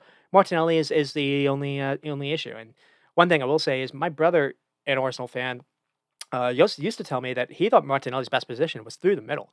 We haven't seen that yet. I'm curious if maybe we maybe kind of see that going forward, but because Martinelli has a finish on him, we have seen that. And I just feel like when he's played out wide, he's kind of he's quite predictable. And when you have someone that's always going to cut in, Saka's kind of like that too. It's not defenders aren't really going to care if you're going to cut in because they can defend that if you don't also have some kind of support, some kind of overlap support. Granted, Xhaka offered that last season. I think that's why Martinelli had more goals last season. They didn't have that this season. Maybe when Rice was playing, he was offering that, but it wasn't. They weren't really getting that from the fullback. They weren't really getting that whether it was Trussard. I mean, whether it was Tomiyasu or Zinchenko. Zinchenko was a little bit more in midfield, or when it was Kilwar.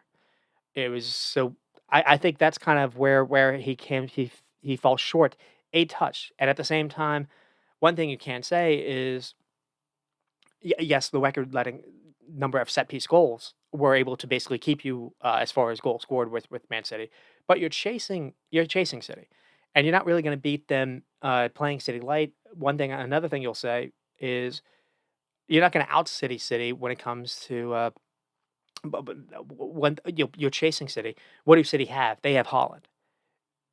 And no matter what, they're always going to have a striker that gives them 25 plus goals a season. So that's kind of the thing. If you go out and get Tony, and that's he's been linked to the entire year, is that would that been enough to not necessarily maybe beat City, but would that been enough to beat Aston Villa, given the number of looks they had versus them? Because they lost Aston Villa twice. I kind of think it would.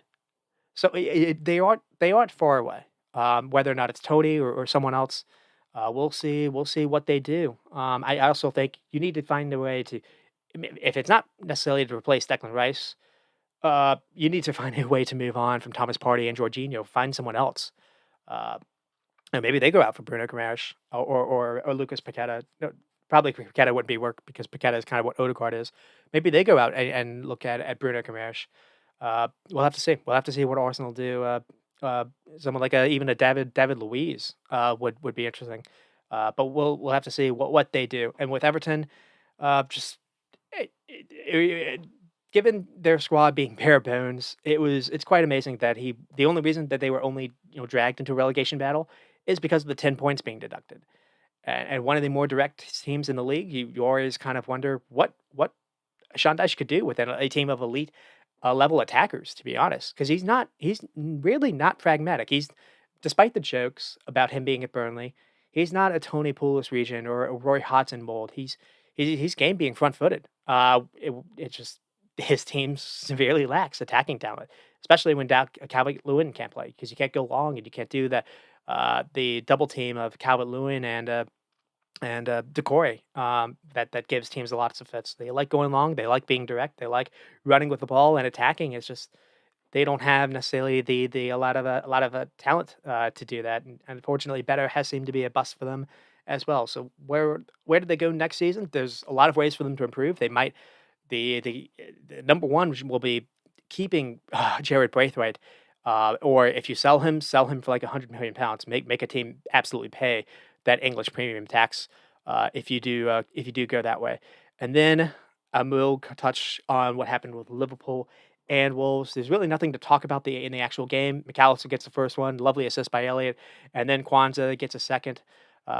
Nothing to play for Wolves. Liverpool 2 years ago, it was Wolves that they actually had to beat on Championship Sunday when they were chasing, and they actually conceded first. They allowed Pedro Neto to score an opening goal, a really early opening goal, and I think it was 1-1 going in like the 83rd minute, and maybe had Liverpool been able to actually had they been leading at that point, maybe they had a 2-goal lead, maybe that would have put a lot of pressure on City, and at the same and the opposite happened really.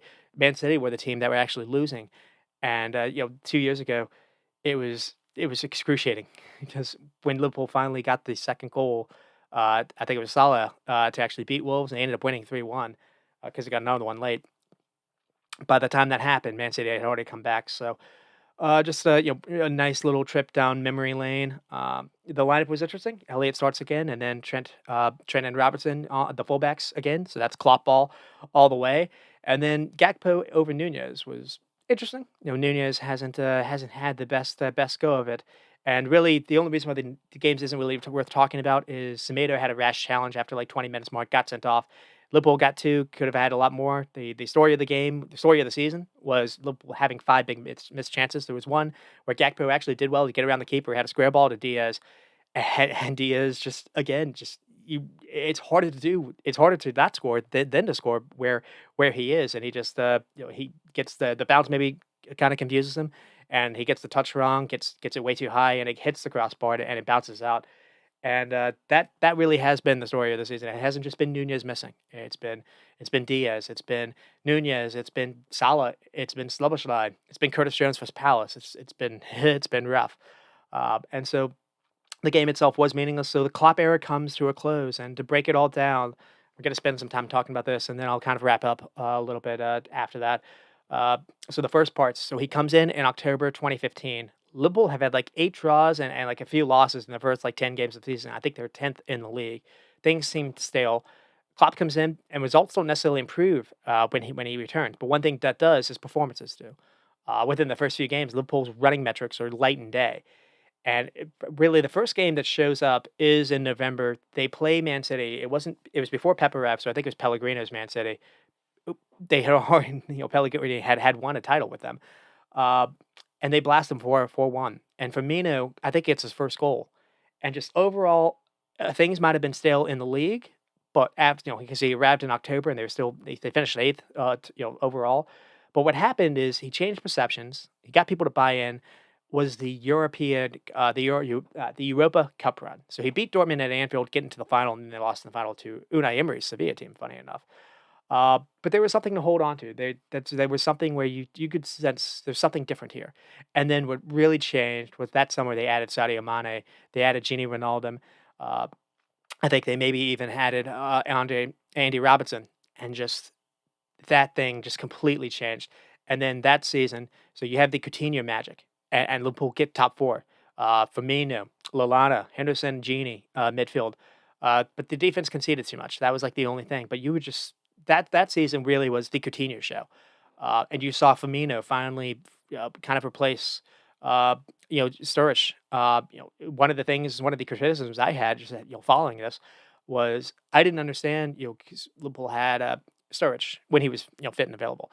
Uh, they had Origi that was kind of an unknown at that time. You had Benteke. They brought in big money for Benteke, and that was a bit of a flop signing. Uh, Klopp didn't care about his forwards being someone to score. He wanted someone to be reliable, to play make for others, and that's when you really saw Firmino kind of flash. I didn't know what kind of player they had when they brought him in.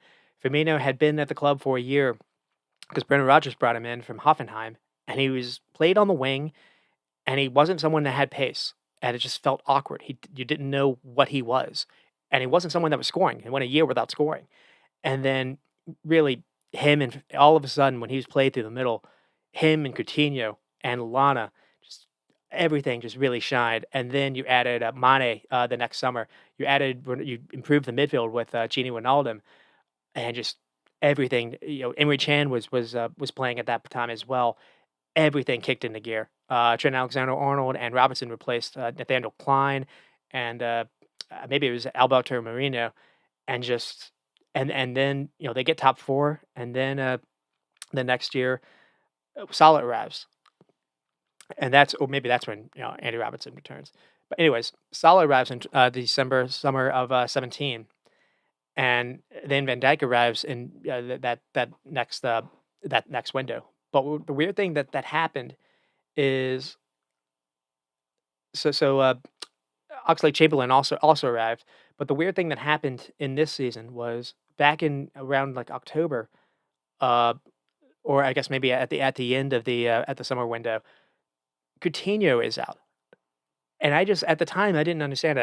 I didn't really like it, because I was looking around and I was like, Ronaldo, Milner, yeah, Chan had already Chan was still there. Ronaldo, Milner, Chan, uh, yeah, there was Oxlade-Chamberlain was, like, the only one, but yeah, Gini Ronaldo, Henderson, Milner, there was another one that was kind of in the mix.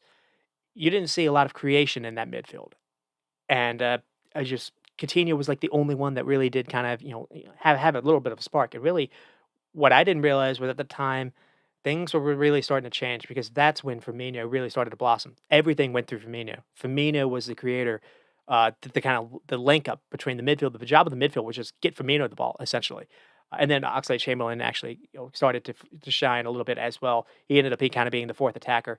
But what happened was Coutinho being out, Firmino kind of replaced them, and you had a midfield that was as steel and good at winning the ball back as any in Europe. And the idea wasn't to be creators. The idea was to win the ball back or to keep it under pressure. And basically, if you can keep it under pressure, you can get your fullbacks to go wide. And so Trent Alexander-Arnold and Robinson became kind of the people that offered you width and delivery from out wide. And the idea really was have Firmino to kind of link up between the midfield to the attack, and he was the chief creator for Salah and Mane, and man, did that shine because what happened in that summer of 17, Salah it's that Salah's debut season, and so Salah gets like 40 goals. But it wasn't just that. Liverpool were still kind of you didn't really know what they were.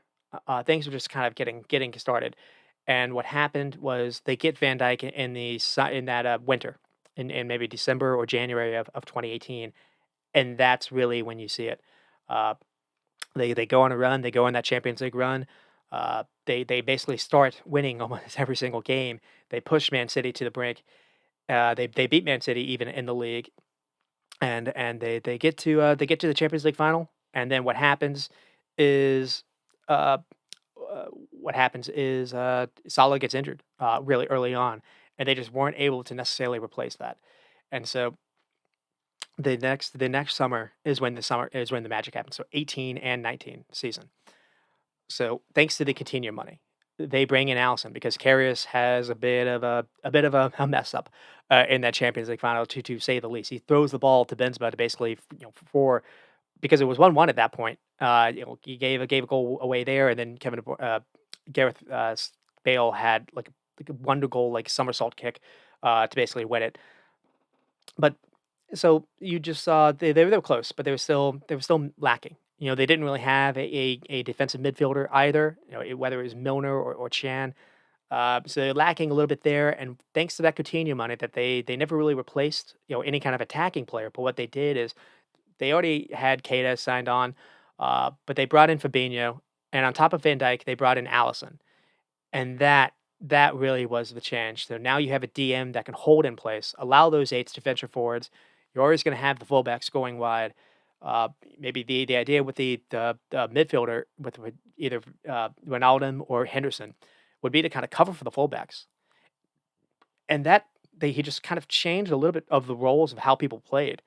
Uh, the shape and setup was maybe similar to what a lot of teams played, but it was just having the faith and just playing expansive like that was risky. But at the same time, all they do is they get 97 points. It's not enough to necessarily win the EPL, but they do get a nice concession prize and the next that season. They win the Champions League. And in the most improbable way possible, they come from behind 3 goals to get past Messi and Suarez's Barcelona. So doing it with Coutinho's Barca, it's time coming full circle there. But another thing too is they missed Salah and Firmino in that game, and Klopp was forced to play players that he didn't always love, Xherdan Shaqiri and Origi. And lo and behold, both those players are responsible for that 4-0 happening, along with like Trent Alexander-Arnold's brilliance. Uh, and then all they do is they beat Pochettino's Spurs in the final. Early PK created by Mane, drawing a handball, how Salah converts, and then Origi with the cluncher. There's a lot of reasons why Liverpool fans love Origi. His like a cult status a little bit. One, he was always good to score a goal for Everton, and two, the Champions League. He had massive goals for Barcelona, and they win the Champions League because of Origi. And you're wondering, was that maybe the clincher? Was that kind of going to be the peak of this kind of Klopp time? You figured, how would they be able to rebound? You finally, disappointed not winning the league, and that summertime they didn't really bring anyone else in. You just thought, how would they be able to possibly regroup? And just Klopp was able to motivate them, and they went an entire calendar year not losing. That's how they responded. Uh, just to always proving that feels like the best way to basically describe this period. Always proving doubters wrong, being able to bounce back, always finding ways to compete with the giants of the game to the point they became one. And uh, just kind of whenever it looked like things were kind of then when it looked like things were set to re-go again because they win this is before the COVID happened. They had the league wrapped up even before that. People have talked about it being a COVID title win. They had a guard of honor for like set the last 7 games of the year. The league was done and dusted. They didn't lose a game until I think it was Watford. And maybe around that time, maybe COVID did kind of help them because it looked like the legs were kind of giving them away. They kept winning every game, but it felt very, it didn't feel very sustainable. I'll just say that it did feel like everything was starting to kind of to crack a little bit. They seemed to have the 50-50 kind of decision. Every game that was like tied in the 75th minute mark was going their way. So they weren't really, beating teams in a high flying style that season, but they were winning. They were winning every single game, and then they get the guard of honor after the COVID bubble happened, and then again, not really doing much in the next transfer window. And this is where the owners, I think, kind of failed Klopp a little bit. It looked like they were set to go again. Mane had a batch of COVID. It seemed like that kind of hurt him a little bit, and then Van Dijk gets injured versus Everton. Pickford, I think, did it, and they lost Joe Gomez to a season-ending injury. Then they lost Matip, Joel Matip, to a season-ending injury. And there were just no center backs left after that, other than like Nat Phillips and Rice Williams. And this happened when Liverpool were actually leading the table in November. It looked like they were going to be able to go again, and then the owners didn't bring a replacement in. They brought in Kabak on loan and someone like Ben Davies from Petersburg, I believe, or Preston, and we never saw Ben Davies get a game. And Kabak got a game, and he just wasn't necessarily good enough, and they collapsed. They collapsed after that. Klopp actually ended up trying to play Fabinho in center back in some of these games. That didn't work out because even Fabinho and Henderson at the same time in a game. That really didn't work out. One, Henderson got hurt playing out of position, and two, you lost the protection in front of the back line, and really the change that happened because they were like eighth in the table. They had just lost to Everton. Uh, Klopp was able to regroup and get that team to get to max points almost the final 10 games of the season, and they ended up getting third. And what happened was Fabinho was back in the midfield. He ended up trusting Rice Williams and Nat Phillips incredibly enough. He was able to get Thiago back, and Thiago was able to play actually the final 10 games as well. And finally, James Milner. I think James Milner and Henderson were both hurt, and that weirdly enough kind of helped as well. A little better control in the midfield, and just the final 10 games of the season, and they get finished third, culminating in the second to last game of the season, where against West Brom, in the dying minutes of the game, Allison came to join for a corner kick and scored, sending Liverpool to basically clinch the top four in the most improbable of circumstances. And it happened because of a player that had probably the most troubling 2021 year of all, losing his father that spring. And Klopp spoke about that. And then the 2022 season came, and you didn't know what to expect. It didn't start off necessarily that great. But again, after December, they finally got Thiago back, and they went on another magical run. They just found a way to get in an extra gear. And then it happened with Salah and Mane being away for Africa Cup of Nations. And they were able to make up like 12 points on City catching them. There were a couple games in hand, but it was 12 points in the table. And they took Man City to the brink. And but like 2018, it wasn't enough. Ilkay Gundogan and Kevin De Bruyne with some late magic to score 3 goals for Steven Gerrard's Aston Villa in the second half. And that's another thing too. Philip Coutinho had returned, and given Aston Villa, Steven Gerrard's led Aston Villa a 2-0 lead, and you were like, "Are Philip Coutinho and Steven Gerrard going to win Liverpool a title?" And it was too good to be true because it was. They ended up losing it, losing the game, and losing the title for Man City. But at the same time, the damage was done before that. And maybe the one thing you can say is Klopp being a little bit too loyal, playing James Milner way too many games than he should have.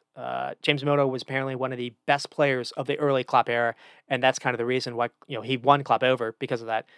When Milner when he joined in 2015 and 16, James Milner was one of the best players of the team, and just continued to do a role, continued to apparently be a really good in the locker room, and a really good trainer, things like that. And unfortunately, Klopp rewarded him with too many games because the couple of times when he was playing over, like say a Naby Keita or even a Thiago or even a Gini Wijnaldum, and there were a couple of times when they did drop points because of that. So uh, things weren't necessarily great. It was almost, but you didn't know how they would rebound, and then they didn't have the best 23 season, or that was they didn't have the best. Let's see, yeah, 2023 season. What happened after that? The legs kind of gave out a little bit. A couple injuries as well, uh, and you just saw it. Just too many times where they had too many draws. And this season, what they did is they lost Henderson, they lost Fabinho, and Firmino as well, and it just seemed it was Liverpool 2.0, and what was Liverpool 2.0 going to be?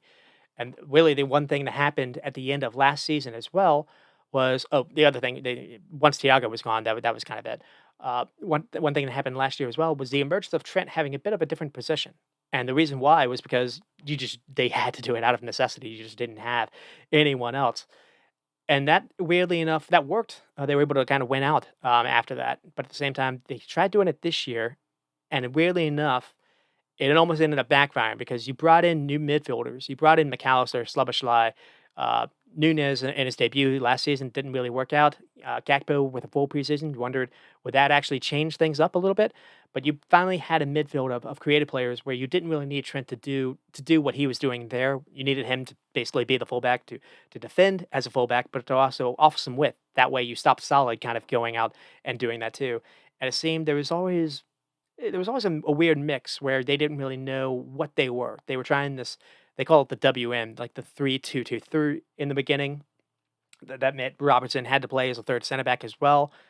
Robertson's better as a fullback. They ended up finally changing to a 4-3-3. The other thing too is you're losing Fabinho. He was your number six. He was your holder. He was the one that would kind of drop in and almost become a center back three with Van Dijk and Konate. And what happened was you brought in Endo in as kind of just a makeshift replacement. Everyone thought, okay, well, Endo is going to be someone that maybe plays in Europa. Maybe he's like your James Milner, the guy that comes off for injury because he's 31 years old. You don't expect him to actually be the feature guy. And he was. He became the feature guy. And he was good. But at the same time, 31, I think his leg showed at towards the end. You never really replaced Fabinho. And it was obviously something that the manager team realized was a problem because they spent 100 and some million on Caicedo, and the bid was actually accepted. So, anyways, that's kind of just getting at where we started with this season. And this season did start off a bit rocky, and then things seemed to change a little bit after the Newcastle game, where Darwin Núñez came on, scored too late, beating Newcastle down a man with the red card, the Van Dijk red card. And then the weird call for Spurs happened, that the mid deep late goal happened, but they were just able to rebound as well. And frankly, it was a strange stretch where Klopp seemed to like just nail every halftime decision, moving Trent around, using Gomez as either a left back or right back. They just seemed to win so many second halves from like October through December, and we get to January, and it looks like it was going to be 22 again. It looks like a quad push was going to happen, and then Klopp drops the news he's leaving, and it started off like rocket fuel motivation though. Win one for the win one for the manager, win one for the gaffer. Uh, and then they got hit with just an awful injury crisis from January to February. They lost Salah, Szoboszlai, Jones, Alexander-Arnold, but they were still able to win games thanks to just really good performances by Kwanzaa, Elliott, Bradley, and Jota. And then Van Dijk wins you the Carabao Cup. It felt like something else was happening. And then Brentford happens. Nathan Collins falls on Jota's knee. Salah plays in that Brentford game as well. He's forced to play because of the Jota injury. and it's too early for Salah. Salah re-injures himself. I don't really think Salah fully recovered from that until late. And then Liverpool just were able to scrape by the next few results, but things were starting to show. They were starting to blow loads of chances, loads of breakaway moments to put games away sooner. And then the FA Cup happens versus Man United, and it becomes a storyline for the rest of the season. The just numbers of missed chances, breakaway chances that they were just able to create over and over again. Just this situation we saw happen versus Man City, happen versus Brighton, happen versus Man United in the league, and then versus Crystal Palace, and then versus Everton, and even versus Aston Villa. And just that was it. Just attackers that overproduce their XG are worth their weight in gold.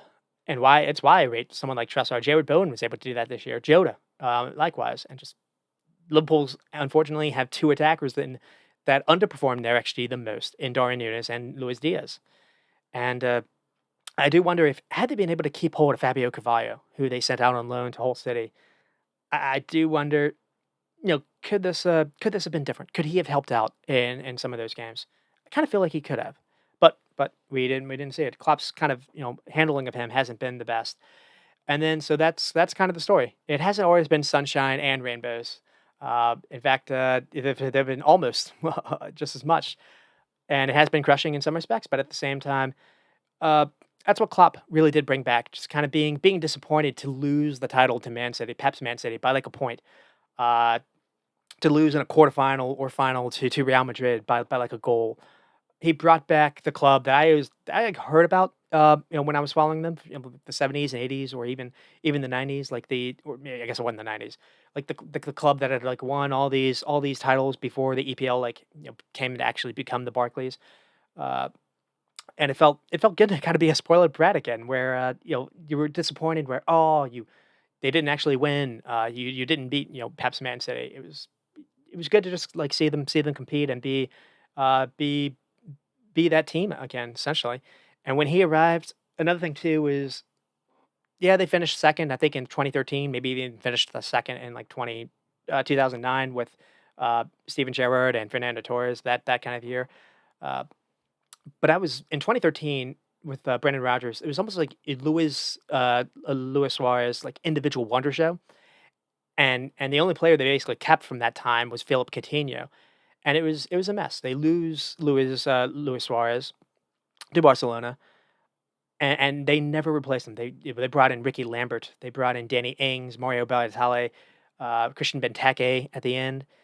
Daniel Sturridge was always good, but he was always kind of injured. He was not really reliable, and just the Hodgson, Brendan Rodgers, even the Kenny Dalglish years weren't really great. In long online terms, you could call them banter errors. And Sturridge again was class, but he was always injured. Coutinho, likewise, you would love him, but you would also always be annoyed by how often he would be injured. And then the manager from Dortmund arrives, and he just changed everything. Changed how I personally view the game as well, how teams play out of possession. He's got a great quote out there saying the best Gegenpresse is better than any 10 in the world. And that's just how he saw the game differently.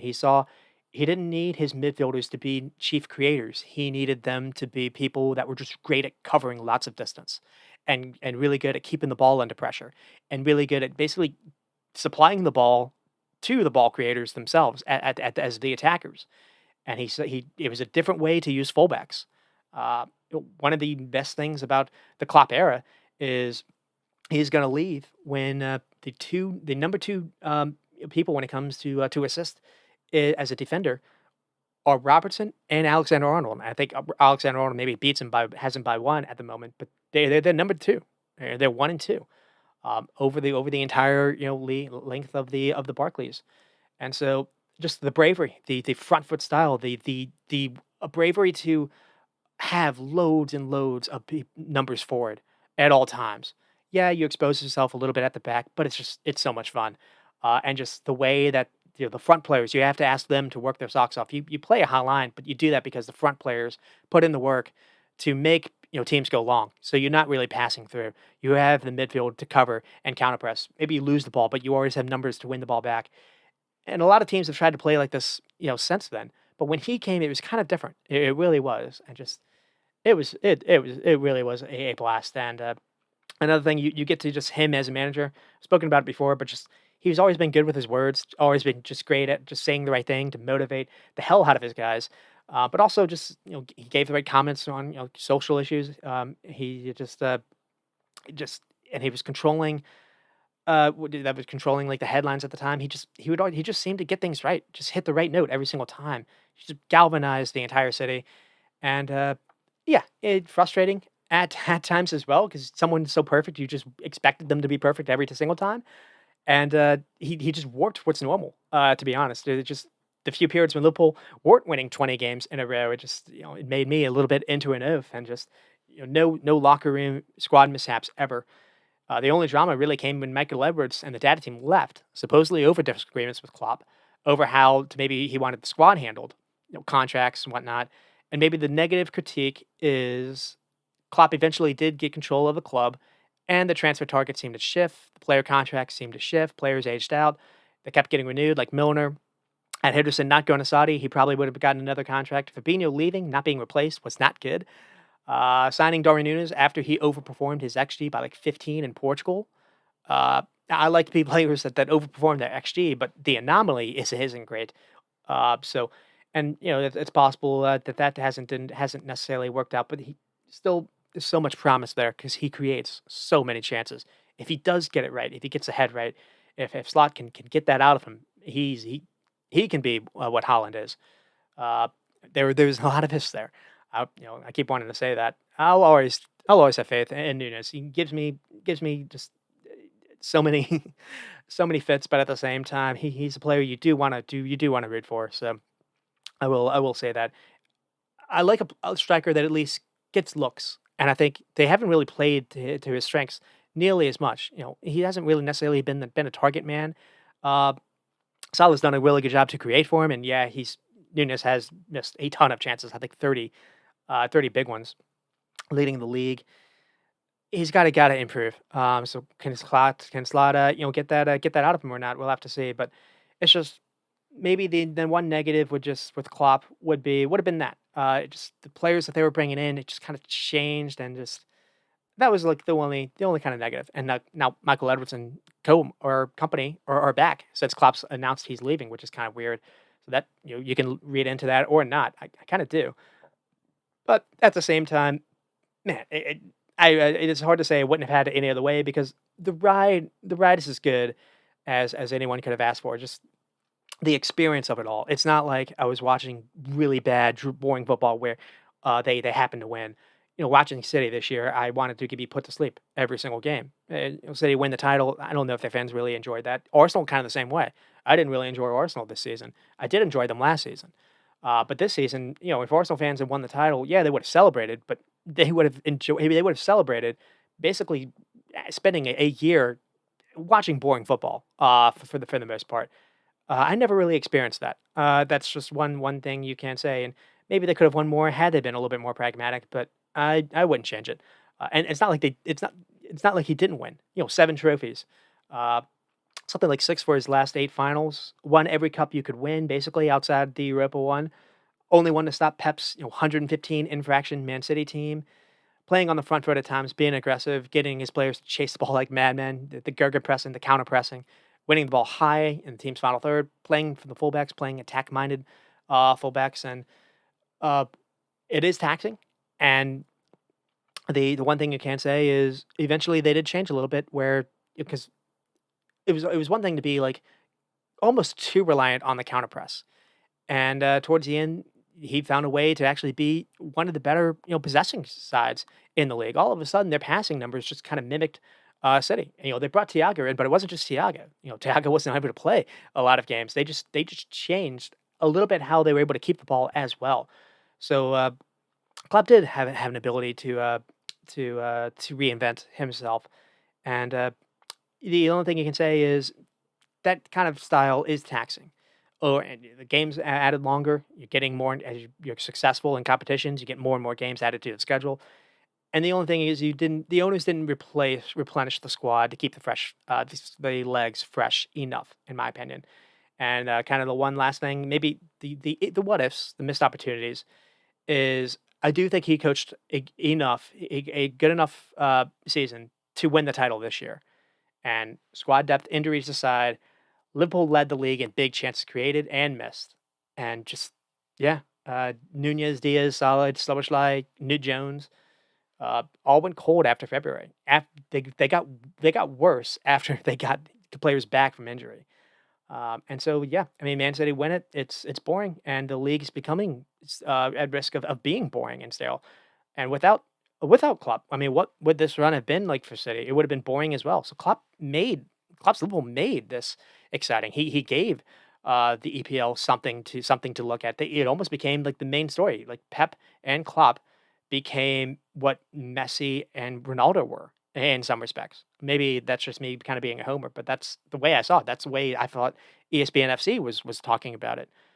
That became the main event. It almost like Man City and Liverpool became a game that was as big as the Clasico in some respects. So and Klopp got the better of Pep. Not necessarily in the league, but in a bunch of 1v1s towards the end of the year. He knocked him out of the FA Cup. Beat him in the Community Shield towards the end. Uh, and they got about the best they ever played was this past game at Anfield, where if just anyone other than Diaz is on the ball, I think they're beating Man City there too. Also got lucky with Doku not being called for a foul. But another thing too was the reason why the financial doping accusation is valid is City would just say City lose Laporte and they're able to just buy Diaz.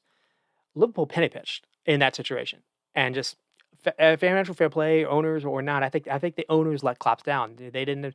They had a chance to bring in someone like a Sven Botman for like a 40 million, or even the guy that ended up kind of being at Southampton, Carr. Like, yeah, he wasn't necessarily great, but he would have been better than having no one, than having a Ben Davies that never got any kind of game time, and you just needed to paper over some cracks, and maybe they didn't like the idea of papering over cracks because it was going to hurt them long term. Maybe, but I think they would have won another title at a minimum had they done that. And so it's the closing of the book.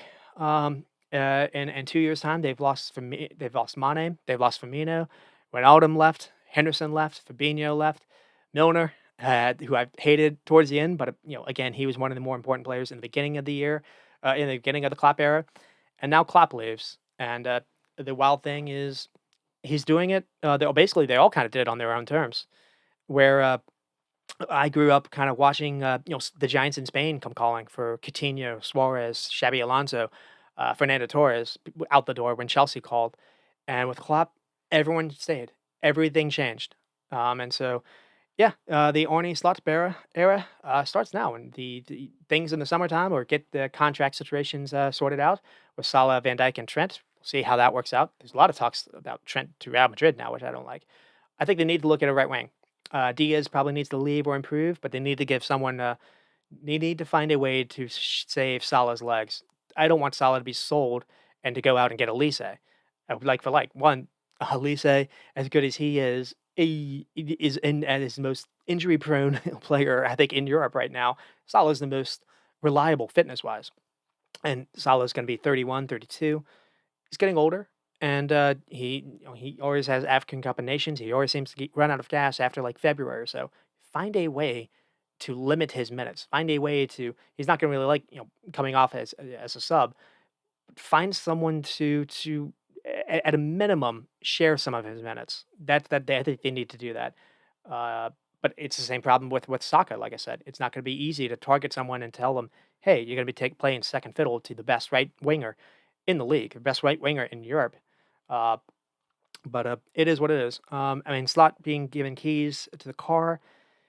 It's one though, maybe without a roof or proper engine. Klopp's farewell address to the fans was to welcome him like they welcomed him, giving his full approval, giving him a chant.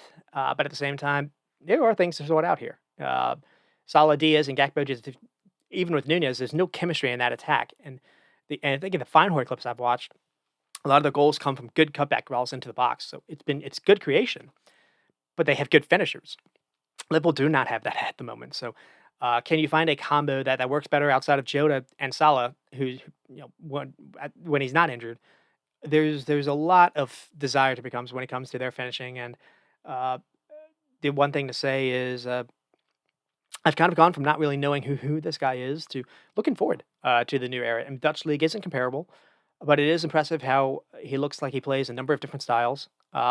His Dutch teams did dominate the ball, but also dominated chance creation, dominated possession, and they do seem good at winning the ball high in the opponent's end. So similar traits in that respect. And I just want someone to play Gakpo and Nunez together. Maybe try Schleberschlei on the left. You could find a play style that suits Nunez, kind of make him live off good service. So I was wondering, can you do Gakpo, Nunez, and Salah, and then like a Schleberschlei, Elliott, and then like a six behind him? Have Schleberschlei and Elliott kind of be your half space eights, or have Alexis McAllister kind of be an eight. But you need a Fabinho replacement. The only negative, one player I was thinking about was Polina, but he's 28 now, so that doesn't really help.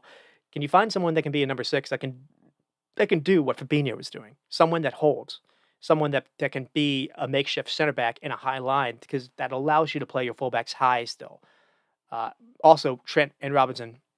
Maybe you need to find someone to replace or to kind of be an understudy for Robinson. I don't really love it being Joe Gomez. I want someone to kind of be a bombing fullback. I don't think it's Tsimikas. I like Tsimikas, but it's not like for like. You need someone that has the pace that Robinson has, and Robinson's getting older. And sometimes down the season, towards the end of the season, it felt like Robinson was kind of down tooling. I want to say down tooling. Looked like he was declining a little bit, and then actually, the final couple games, he showed up with a couple of goals. Uh, so and then with Trent, I want him to be a bombing fullback. I don't want this inverted stuff anymore. But that's just that is what I want. So can you find a way to find a number six out there? Easier said than done. I understand, but that's what I would like to see. And then and we'll see what they do with contracts. We see what they do with the right winger. To me, Bowen does intrigue me. Now Bowen is also 27, maybe 28. He's not really an understudy. So would he be game to come in and kind of you know, share some minutes? Or Brian and Bremo of Brentford. Uh, the only issue with him is the same with Mo Kudus. Mo Kudus would be way more expensive. Brian Brimmer actually feels like 24. That feels like that could be doable. The problem is he misses a lot of chances too for Brentford. But he's good. He's a good chance creator. He's good at running. He's good at being a wing, being an outlet. To me, he offers a lot of the things that Salah does, just without the finishing. Uh, but he also has African Cup of Nations, so you'd have the same problem when you miss Salah. You'd also miss Mbeumo, but Mbeumo would intrigue me, and that's kind of just where we are. And then let's see, with Wolves and Villa, I don't have to go over it a ton. I mean, Crystal Palace were absolutely fantastic, so uh, they end up winning 5-0. And I guess go over a couple of the goals, and then I'll just quickly run down everyone else. So Mateta gets the first one. So Adam Wharton here is on the ball, plays a really great through ball to find Elise. Elise then a quick turn to thread a ball to find Mateta in the box, and then he puts it away. It's simple and effective, but also these aren't really tap-ins. Mateta's doing well to keep finding the corner with a lot of these really good finishes. But just Adam Wharton has the ball that basically sets up the assist, and then Elise with a great turn, and then he's able to thread the ball into the box as well. So Elise can play in the half space. He can play on wing, but you don't really love him there. Just in that half space creator role, he's very, very good. And then Mateta gets a second, and it's a very similar move to the first goal. Wharton, again, very good play on the ball. He's able to disguise a pass, finds Elise. Elise turns, and then he plays it out wide to Munoz. And Munoz does well to keep with as a fullback. And then across into the 6-yard area, he finds Makeda, the big number 9, just waiting to thump home the finish. And then, halftime 2-0, it could have been a little bit more. Villa played a weak side, though. Villa were possibly drinking the night after celebrating their top 4 qualification. Callum Chambers in midfield is not great. Didn't have Paul Torres. Clement Langley, anytime he played, did not look good. It was a weaker Villa side, and you definitely saw that. But Palace were also good. And then they get the third goal with Eze. This is more unlucky than necessarily Palace being great. So Chris Richards has the ball. That's another thing. Chris Richards played in midfield. American. And Chris Richards plays the ball. He's running on the touchline, kind of looks cornered, and he plays the ball trying to find Tyreek Mitchell ahead of him, but he basically hits Musa Diaby. But the ball deflects to Eze's path, and here Villa can't recover. Chambers is too slow, and then Konza was played at fullback. He's not able to recover as well, and Eze is able to beat Olsen to the near post. Eze and Elise are so much fun. And then Mateta gets a hat trick.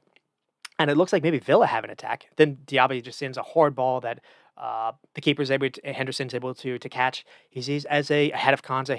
Henderson has a great throw to pick out Eze, and then he carries the ball into the box, waits for Mateta to make his run, plays it to him, and then Mateta again with the touch of golds is able to score another. And it's a nice finish, picking out the corner, but at the same time, he has a little cut to get around Diego Carlos, so quite calm in the box, and just his purple patch to end the season has been amazing because he did not. I think I saw a graphic. He scored like 11 goals for his first like 3 or 4 seasons at Palace, and he scored like 11 goals for his last like 5 games. He's been on a heater, to say the least. And then Eze gets the second, and then Mark Gahey here finds Eze, and then he's able to find Eze finds the pocket of space unmarked, gets the ball, turns on it, sees Mateta ahead of him, plays it to Mateta. Mateta has a nice little back heel, and then Eze continues his run behind Mateta, and then gets the edge of the box, and then has a really nice finish, finding the far corner. And again, just what a talent! Villa had no idea how to mark Eze in this game, and just with Palace, Oliver Glasnow has been something to end the season with. He came in, found a system that plays to advantage of Eze and Elise to occupy the half spaces. You're not asking them to be on the wing, and you're not necessarily in balance because you're getting that from the fullbacks. You're getting the most out of Munoz likes doing that, and Tyreek Mitchell seems to like doing that as well on the other side. And just you're allowing those two players to be goal creators in the half spaces, but at the same time you have someone ahead of them. You have someone like Mateta to also to one feed off their service, but two to make runs. He's good at making runs in the channels ahead, so he's always going to have defenders crowding him. So you're going to have spaces for Eze and Elise to operate, whether it's they can come for the ball or be options ahead, and just they have a lot of attacking freedom, those two, and and they enjoy it. And the pivot also of Adam Wharton, and this he's paired with Chris Richards to kind of be his defensive cover. Adam Wharton has come in. He's 20 years old. He's been quite a find as well. He's just very good at finding teammates' feet, recycling the ball, and he does it quickly. Uh, and I like him. I like what I've seen with him, and he got a call up for England, so good for him there. Next year it could be him and Shek Decore. We'll have to see. Just Adam Wharton to me has really showed up. It's not one of those where he's going to get a lot of numbers. Yeah, but if you watch like highlights, he probably won't feature in a lot of highlights. But what he does is he's just very good at the ball before the assist, the ball that sets up the final ball, the ball that sets up the final third kind of action. He's quite good at doing that, just over and over again. And I like that. I like players that play in the middle of the field that are able to break lines. That's what he is. He breaks lines. Uh, Maybe he's not. Maybe he could be a little bit more direct with his passing, but for 20 years old, I really like what I've seen so far, and just it's not something that England normally have. To be honest. And then another thing too is Glasnow came in. He made Palace more aggressive without the ball. You see it in this game. Mark Gahey and Anderson are oftentimes winning the ball high, around the halfway line, and it's brave to do that with Ollie Watkins on the other team. So just he really did come in and just galvanize and give a lot of excitement for their fans, and you've seen it rewarded with Southgate. Southgate, called up a couple of players, and the the vibes do seem nice, and it just seems how are they going to be able to keep this kind of core together? It does feel like they're probably going to lose Elise. But maybe they can keep everyone else, and who maybe they can bring in someone with Elise. And then with Aston Villa, dead rubber game. Selection showed it. No Martinez, no Paul Torres. Konza back at right back. Not his best position. Played out of position. No Tielemans. I think they've looked worse when they haven't had Tielemans. Tielemans was amazing. Was Liverpool and then it got hurt. Uh, Looks like they're gonna maybe bring Russ Barkley back, and Russ Barkley was there when I think Jack Grealish was there in the COVID year. But I think Russ Barkley is a different player now. He's not really a creative attacking player. He's more kind of a pivot player that can be creative from that role. He's one of the best players when it came to actually carry-ons and take-ons. He's very successful there. He's another one that can break lines as well. And you don't really have to have him necessarily start, but and you'll have Barbecue Kamara next year as well. But he would give you a different option. I feel like when they haven't had Tielemans, they've struggled significantly. They've also losing Kamara. You weren't allowed to play Douglas Luiz in a more kind of advanced, kind of risk taking kind of role as well. He had to be a little more risk averse after losing Kamara. So, You're going to get Kamara back next year. Going to get Emi Buendia back. He's another creative kind of player. So it doesn't feel like there's a lot for Villa to work around here. But uh, and just what a year, what an accomplishment for Unai Emery to get Champions League. Coach of the year, in my opinion. I know Pep won it, but I no problems arguing that. And what will they do? It looks like they're already linked to Barcelona's Roland Araujo, uh, and they've already brought in Paul Torres, who's a Champions League kind of player. Barbecue Kamara, when they brought him in for free a couple of seasons ago, he was a Champions League player too. They've got a really good recruitment staff, and it just feels they've got ownership that is also willing to improve, and it just feels they got ambitious owners, they got an ambitious manager. Maybe this isn't going to be the final the peak of Villa. We have seen that a few times before. Uh, Newcastle get top four, and then they have like a bit of about I don't want to say a throwaway season, but a bit of a more of a reality check.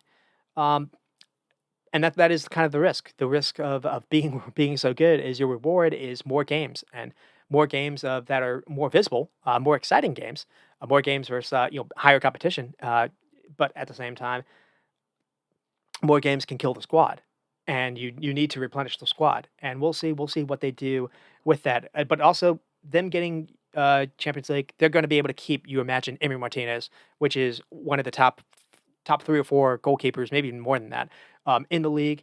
Keep Paul Torres. Probably no one's going to be able to take him off you. Maybe keep Ollie Watkins. Ollie Watkins was spectacular this season individually as well, but his best season by far. Leon Bailey was very good for them as well. Morgan Rogers, before he got hurt, was very interesting as well. Musa Diaby was maybe the only maybe the only miss. But first season, maybe he can bounce back. It took a while for Leon Bailey to look like this, so there could be just kind of a first year kind of thing. Cam Archer was loaned out to Sheffield, did not really work out, but apparently they're going to get him back, and he's 22 years old. He's pacey. He's to me, he's similar to what Ollie Watkins was at Brentford. And you're going to get Cam Archer maybe back, so he can maybe get some game time as well. He was leading the England's U21 Euro team, just a summer ago. So we'll see what that happens, and then that's kind of just it. Spurs had Sheffield. They already knew what they basically they were going to get a fifth, but they still had to beat Sheffield. They had to beat the worst team in the league, and they happened to do it with no issues. Winning 3-0 goals from Kulishevsky, and then Pedro Por with a fantastic hit, and then Kulishevsky again. The interesting thing though was how they lined up. It was not what I was expecting. So we saw basically almost a front four. So Son was played on the wing, and then Brennan Johnson as well, and then Madison and Kulishevsky were almost like double tens. So it was almost like a 4-2-4. Mickey Van de Ven left back again, so Dragic played again as well, and they almost formed like a front three where Pedro Porro almost came back and basically became like an extra man, and I liked it. Sheffield had no idea what basically to do with. They had a couple chances with Brennan Diaz, weren't really able to take any of it count, but at the same time defensively they were poor, and also Spurs were really good with their finishing, so good way for them to it's a good way for them to end. Uh, it's taken a while for him for Pochettino to actually figure out how to play without a striker. This was as close to maybe what they could do without because I never liked Son through the middle. This actually looked quite good. It was Betancourt and Sarr through the middle as well. Only using two midfielders. You can't do this with everyone, but versus a team that's always going to be what you basically you're the dominant team over. You're going to have a lot of freedom in the opponent's end. I like the idea of playing four attackers. One, you can use four to press, so you're able to actually make them, turn the ball over to you. And then two, I thought Kulishevsky was quite good at making runs into the box and timing it right, and getting the finish right. So, they start off the season losing Harry Kane. No one knew what Pochettino was going to do. Fifth place finish is not terrible. Did it without basically replacing Kane. They had Richarlison, which also was good for them when he was able to play, just wasn't really able to play enough. And so maybe next year they try this Kulishevsky as a false nine more.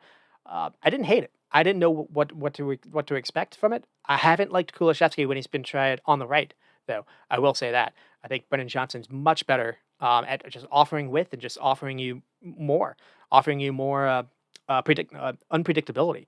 Kulishevsky gets the ball and he does not have a is it a left foot? Does not have a right foot, so he's very very one foot minded. You know when he cuts in, he's going to cut in to get on his left foot when he plays on the right, and him through the middle with a false nine, uh, it wasn't terrible.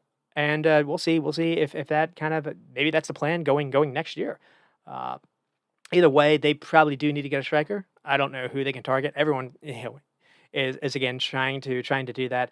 Uh, and the only thing to say here is, maybe they need to improve a little bit. If if they lose Van de Ven, that becomes an issue. They've been very reliant on having the fullbacks being very high up, and then having the center backs being able to just do 2v2 for people's attackers. In this case, with Van de Ven and also Dragic, you could almost shift over, and it was almost like a back three, and you had Pedro Porro kind of doing that. And the only problem here is you can maybe only do that when Udogie isn't playing, because you don't imagine because that's maybe the one thing you can say about Pochettino is most managers play with two attacking minded fullbacks, or most managers that do play with two attack minded fullbacks, you don't do it at the same time the way Pochettino has. Most either have one sit back or the other go forward, not at the same time. You switch in and off. So that's kind of the only thing to say about that. And so Spurs do get fifth. Sixth, though, was up for grabs. What would Chelsea do? It figured, to be honest, Chelsea ended the season kind of doing okay. And then we find out, Pochettino is after looking like maybe he had something to build on in the summer. He's out the door, and so Chelsea are going to go through like four managers since Bowley has taken over. Uh, not really much to talk about in the game. Chelsea do win 2-1. The first goal with Caicedo. Jackson actually does well to play in Raheem Sterling. Sterling finally gets a start. Sterling looked good for them the last 2 years, or the last 2 games, because he came off the bench and scored versus Nottingham Forest. And the only thing is it's been surprising we haven't seen more of Sterling, because before that he didn't play for 10 games, despite being healthy on the bench. Jackson plays well to play Sterling. It looks like Sterling's going to be through, and then Neto actually comes out well to read it, sweep a keep. But Neto maybe could do better with the clearance, but it still looks like it's going to be okay. But Caicedo gets it 55 yards away. He tries his luck and does the Beckham goal. So what a way to score your first goal of the campaign, and really he started to find his form to the latter parts of the season. One of the reasons why I think Chelsea actually did find form towards the end, and it was weird. It almost coincided him playing without Enzo. And I don't necessarily know if that was a coincidence or not. It seemed like Casado was the lone pivot instead. And Enzo, the one kind of critique people had with Enzo is as good as he is on the ball, off it, he's a liability. He doesn't run enough. And that's one thing that Conor Gallagher does. It's like the opposite. He's almost the exact opposite of what Conor Gallagher is. Conor Gallagher has legs for days, and he covers the ground to help win it back or to help stop transitions and whatnot. He helps you without the ball. Enzo doesn't really do that. And it seemed Casado and Gallagher or slash Cucurella is like the inverted pivot. It seemed like that combination worked a little bit better. So it is very very interesting. And then Sterling actually gets the second goal, and then Solanke actually got one late. Wadatari had a chance to make it. Had a 1v1. Had a chance to actually had Bournemouth win the game. So like Bournemouth actually were better in the game. They had 22 shots to I think Chelsea's like 11, or maybe it was like 13. And Chelsea did not necessarily in the game well, but at the same time they win, and so that's all you cared about. And Chelsea's roller coaster of a season ends kind of upbeat, and then or so we thought. So the Putch news happens, and it happens when they finally look like they have an identified style of play. But a lot of their issues just seem to me not being able to play a high defensive line, and Pochettino likes pressing. And you can't do that with Thiago Silva having 38-year-old legs next to you. Can't really do that when Levy Colwell is out, when Wesley Fofana is out, when you're not playing Chalobah. Diazy and Batashili do not look like they're EPL quality. It looks like maybe you screwed up by kind of buying them in. They need to improve, I think, the back line. Reece James missed the entire season, and then when he was able to come back, he gets a red card versus Brighton. Can you do something fun with like him and Malo Gusto next year? Maybe you can try like a back three. Reece James is like your weird back three, like you did versus Real Madrid a couple of years ago, and you have Gusto ahead of him, and you can have some fun there.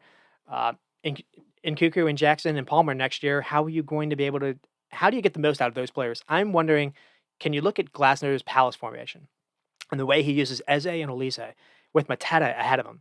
Can you copy that with Gusto again? Gusto is kind of like a wing back. James is almost like the Nathaniel Klein in this respect. Uh, you have someone like Ian Matson that's doing so good at Dortmund. Do you bring him back and he's your left wing back as well? You have a back three of Levy Colwell, Fofana, and either Chalba or James, and that's kind of the way you. And then you have Casado with someone. I don't know if it's Enzo or if it's Gallagher. Casado with someone.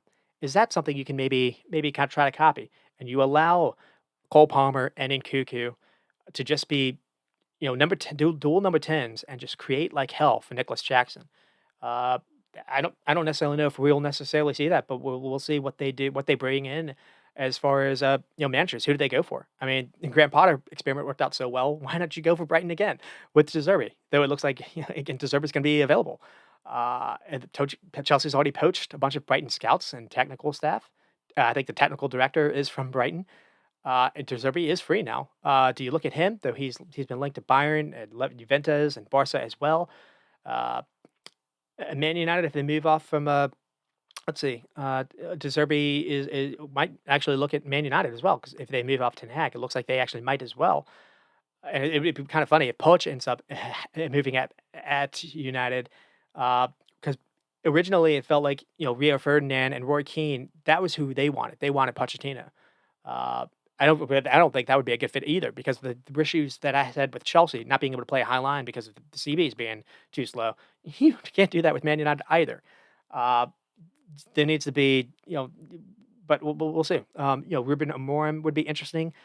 He's been considered a more attack-minded Jose Mourinho, and there is kind of links at least. Mourinho coming to Chelsea, having some success. Now you also had Andre Villas-Boas that came. It didn't necessarily go the same way. So, well, I don't know. The names that Chelsea are linked to is very weird though. It's not people that I would have expected. It's Kieran McKenna, who I would have thought maybe Brighton would look at. The Ipswich manager, he's apparently been looked at, and so is the Leicester manager, Enzo.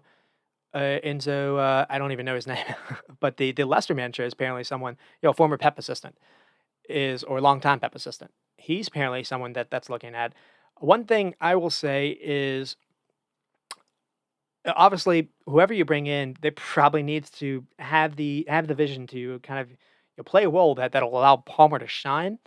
Uh, but the other thing I was thinking about too is someone that they were linked to a couple years ago is someone that won't be available now, but after June, after July, after the Euros end, might be available, and that's Julian Nagelsmann. Do you risk waiting and maybe you have a caretaker? The only issue is if you wait that long, does that mess up your transfer business because you don't know who to bring in until you know what manager is coming in, what kind of playing style he's going to be playing in. So that's kind of negative there. It puts everything on hold. It puts the season on hold. You don't have a preseason, a full preseason. You're not going to have. So you're probably going to start the season kind of off. But does that work out in your favor long term? It doesn't feel like Chelsea have long term plans. They fire anyone after a year, almost automatic. And they did that with Bramovich, and it looks like they're doing that with Bowley. They probably shouldn't have fired Thomas Tuchel, but I wonder, would that be the idea? Maybe wait for Nagelsmann. Nagelsmann might be the best as far as of those that could be available. Now he's not available now, but could be after Euros. We'll have to see. Because I mean, or after 2 years, does Nagelsmann want to do World Cup? The one thing is it's different now because Euros are going to be in Germany. So maybe that's kind of his calling card. I'd be curious about that. But that's just kind of something I'm throwing out. There's not like any links about that. And then with Bournemouth, see how we're doing for time. Bournemouth, Iriola came into the league, finished. He came into the league. I think they were last place around October. I was really worried that he was probably going to be the first one sacked, And then ownership actually did a pretty good job of just kind of sticking with him. So credit to them. And he ends up getting actually manager of the year shouts because I think they finished in 10th place or close to it. They were only second in the league to Liverpool in terms of just winning the ball high in the opponent's final third. Very aggressive as well. The only negative is they weren't good enough keeping the ball, and they weren't good enough at closing out games. They created a lot of chances, just not a lot of. They were never really able to have a lot of the ball, so they need to find a way to whether or not that's a personnel thing or whether or not he's doing a good enough job to coach build up. They need to improve on that. But other than that, what a fantastic debut it's been for them. And then we'll kind of end with this one with Man United and Brighton. So we talked about Chelsea being a mess. How are Man United doing? And it's not much better. So they do beat Brighton 2-0. This game did not really make sense though. This Man United, could they carry over that win from Newcastle? So they end the season with some momentum going into the FA final. Some, but again, Man United fans have not really liked Eric Ten Hag. It's been an awkward period for him. I thought he had to win the FA final to stay in, and it actually broke today that he is actually going to be out no matter what. And it's weird. It took a while for him to get Amrabat back into the 11. He finally had Lisandro Martinez back, so he was actually able to play him. So he played him in defense next to Casemiro. Bruno Fernandes, false nine again, was kind of weird. They didn't really create a whole lot of looks this game. So I think you need to have Rasmus Højlund, whether or not it's Bruno given his 10 role or not. I would maybe sit Bruno versus Man City, but he's never going to do that. But I would probably maybe you could do like Bruno and Rasmus Højlund together and like a 4-4-2 where they're like the two up top, and you just kind of play just a really dogged, almost like a three of like Casemiro, Amrabat, and Kobe Mano. Because if you can't, I don't think you can play two in midfield versus Man City, and I don't think you can give Bruno his free cam roll. I just think it exposes you way too much. But we'll see. We'll see what they do, what they line up with. But it might be his last game. It looks like it will be his last game. And then with Brighton, they also announced that De Zerbi is leaving. The idea was maybe Fafoli, the De Zerbi kind of protege or assistant, and it looks like he's actually going to go off to Ajax, the former Nice manager. So where does Brighton go? There have been links to Kieran McKenna as well, but it looks like Chelsea like him as well. And the problem with Brighton is it's not going to be easy to find someone that plays like De Zerbi, and these players have grown accustomed to playing a certain style. Are you going to be able to bring someone that doesn't give you a cultural shock? If because who are you going to bring that's going to have ambition? Because one of the problems with De Zerbi that's had this year is they started the season losing or selling. They started the season selling Moses Caicedo for 100 plus million. Alexis McAllister for 40 plus million. And that was on top of before, Ben White for like 50, Marco Cucurella for 60. And just, you never really saw that reinvested. You saw them bring in a bunch of players that were from elsewhere. And you saw some hits. I mean, Adingra has been a hit. But, they brought in, what was it? James Milner this past summer. Mahoud Dahoud, who was shipped out basically after like 5 games to go back to Germany. So that didn't work out. You brought in Carlos Baliba, who I think showed some promise towards the end of the season, but you didn't play him enough, in my opinion. You lost, and once you lost the likes of, once you didn't have Evan Ferguson the entire year, you struggled for goals. You saw it in this game. Yao Pedro had a number of chances to really, pile it on. Brighton were all over Man United. It's very crazy how they actually lost this game. I think Dalot gets a goal, and the goal happens because there's just a ball over the top that Brighton can't really deal with. Ugo Yulu messes up, so they weren't able to really replace losing Levi Colwell. So Ugo Yulu plays. He's a bit of a mess up, and Dalot, even though in an outside position, I guess the refs feel like he's being played on sides. And Dalot is able to finish, and then Rasmus Højlund comes on off the bench and scores. So there's at least there's something for Man United. But other than that, Brighton were all over them. It easily could have been a high number. It wasn't the best way for Man United to send off going to Man City. So that's kind of just where we are. That's where the game is. And then so the FA final. What does Man United do? Varane and Martinez, you imagine, could be tried. Højlund, I think, has to. He looks confident enough the last couple games, and he didn't play. He wasn't able to go versus Man City back in March. He has to play. Rashford didn't make Southgate's England squad. Does he get extra motivated? He seems to he seemed to turn up versus the big clubs. Scored versus Arsenal, scored versus Man City, scored versus Liverpool, at least in the FA Cup game. Uh, and again, a year ago they actually played okay. So could they find a way to sit in the mid block, maybe get lucky on a counter? Maybe a Kanji on City has a hard pass. Who knows? And just yeah, the reason why they're moving off Ten Hag is negative goal difference for the season. It's crazy for a team that has spent as much as Man United.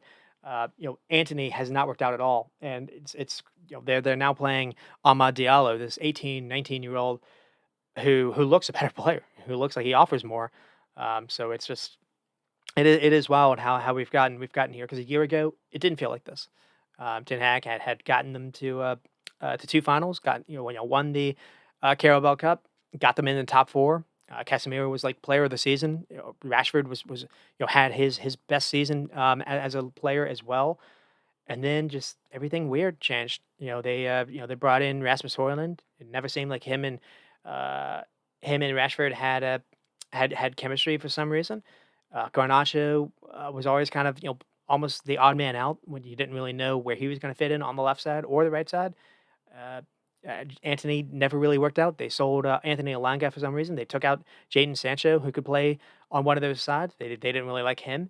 And then at the back end, you brought in Johnny Evans to just kind of be a body. And unfortunately, you had to play him a lot of games. Harry Maguire, you had to play a lot of games. You lose Martinez for most of the season. You lose Varane a lot of the season. Lindelof wasn't able to play much of the season. You just didn't have a back line that was at all good enough to withstand any of this. And also, you allowed your midfield to be exposed every single game. And it's very rare how Ten Hag did not find a way to fix that. I thought it was maybe Bruno Fernandes. It wasn't necessarily that. It was just whether it was Casemiro or Mano, there would always be one player that would be playing by themselves. McTominay would leave him, Bruno would leave him, and you would again Mount when he would try would be leaving, and there'd be a turnover. They wouldn't be good enough with the ball, be turning it over, and there'd just be so much space to run around a Casemiro or Bruno because you can't cover 60 yards by yourself, especially when you don't have really legs by itself. And so I don't get why they didn't see Amrabat tried more. Amrabat with Mano gave you some steel, gave you some legs to at least somewhat cover some ground in that area to give you some protection in the back line because the back line, Evans, Maguire, whoever, Varane, they don't have the legs either to deal with attackers running at them. So what they're going to do is they're always going to be retreating, when you're doing that, you're just giving more and more space for attacker to run in when they have all this momentum running at you, even more momentum running at you. And it was very strange how Ten Hag just was never able to really stop that from happening. And it's been a very weird season. They start off the season losing David De Gea, who won the Gold Glove last year. They bring in Onana. Onana didn't have a bad season, but he had a weird season. And just yeah, it's been weird. But they have new ownership in, and it looks like it's going to be a different turnover, and we'll see what the next era of Man United is. It's not maybe the worst time to have a restart because everyone else seems to be kind of blowing up too. And then speaking of blowing up, Brighton. So where do they go? And again, I think they need to be careful here because I think De Zerbi did an amazing job to keep this team relatively safe, given the injuries and players they lost. What and the problem is what is the ambition for Tony Bloom? Again, they just sold so many players. Dan Burn as well, Neil Maupay, 20 million here and there as well. And they brought in João Pedro. That's like the only one that it seems that feels that's where money went. Like where else has the money gone? This summer felt like a flop. They brought in a goalkeeper and then he split time with Jason Steele. Jason Steele ended up playing like this final game. Ansu Fati was brought on loan, injured, but also didn't play a whole lot. Carlos Saliba showed some promise, but didn't play a whole lot either. There was a lot of projects coming in. Facundo Brunete, Valentin Barco. Valentin Barco had a decent game versus Man United, but at the same time, he is so young, and I don't even know if he's a fullback. He was forced to kind of play on the left back side. And just the defenders as well. I mentioned him, Man United. Brighton didn't have defenders that could play in a high line either. Webster, Igor Julio, Dunk. no pace, no, and you just where do you go when when Ferguson wasn't able to go as well? Do you need to look at improving the striker spot? Because I don't think Danny Welbeck is it either. Um, and just they're missing Matoma, Marsh, Ferguson, Estupian, Lamptey, just missing too many players. And Ciso was in and out injured the entire year. Um, I mean, the squad is when healthy is good, but just they didn't have they weren't able to deal with it. And then that's kind of just it where we are. Let's see. Newcastle destroyed Brentford 4-2. Brentford made it interesting towards the end, but it wasn't enough. There's not really to touch about. For the rest of the games. One thing I do want to touch on is Ishtek is quite impressive and quite good. He's one player I kind of mentioned with the Holland stuff, and then with Brentford last game to play with Ivan Toney.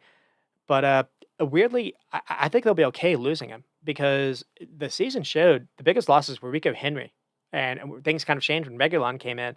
The backline losses to Pinnock and Ben Mee, Jensen as a midfielder. Jensen's quite good at kind of doing the Adam Wharton stuff. Having a pass that leads to a goal creating chance, like the pass that sets up the next pass or the next assist. Norgard missed a number of games for them too. He's one of the more kind of underrated holders in the league as well. And then Weissant and Brimovic have shown they can handle the goals. They can create some goals from themselves. Lewis Potter showed some promise this year. Damsgaard had some highlights. So there's still we'll see what they do with Thomas Frank. Thomas Frank has all of a sudden been linked to a couple of jobs. Can they keep Thomas Frank? And what do they do this summer? They do need to do something this summer. I will say that they haven't had the best windows, so to speak. They're bringing in this guy Igor Tiago. We'll see. We'll see if he can necessarily replace Tony or not.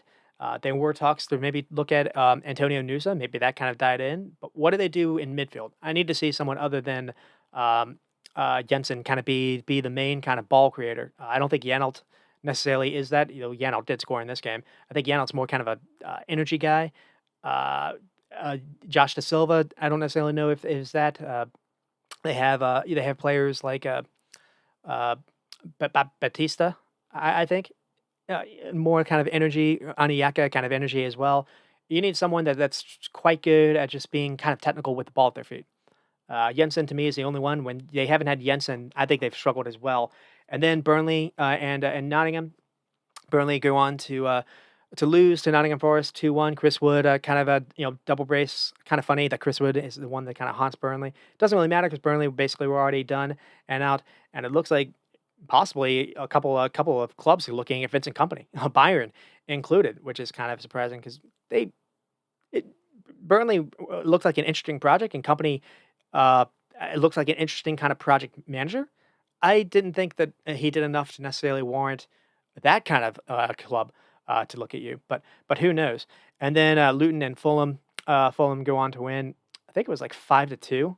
Or 4-2.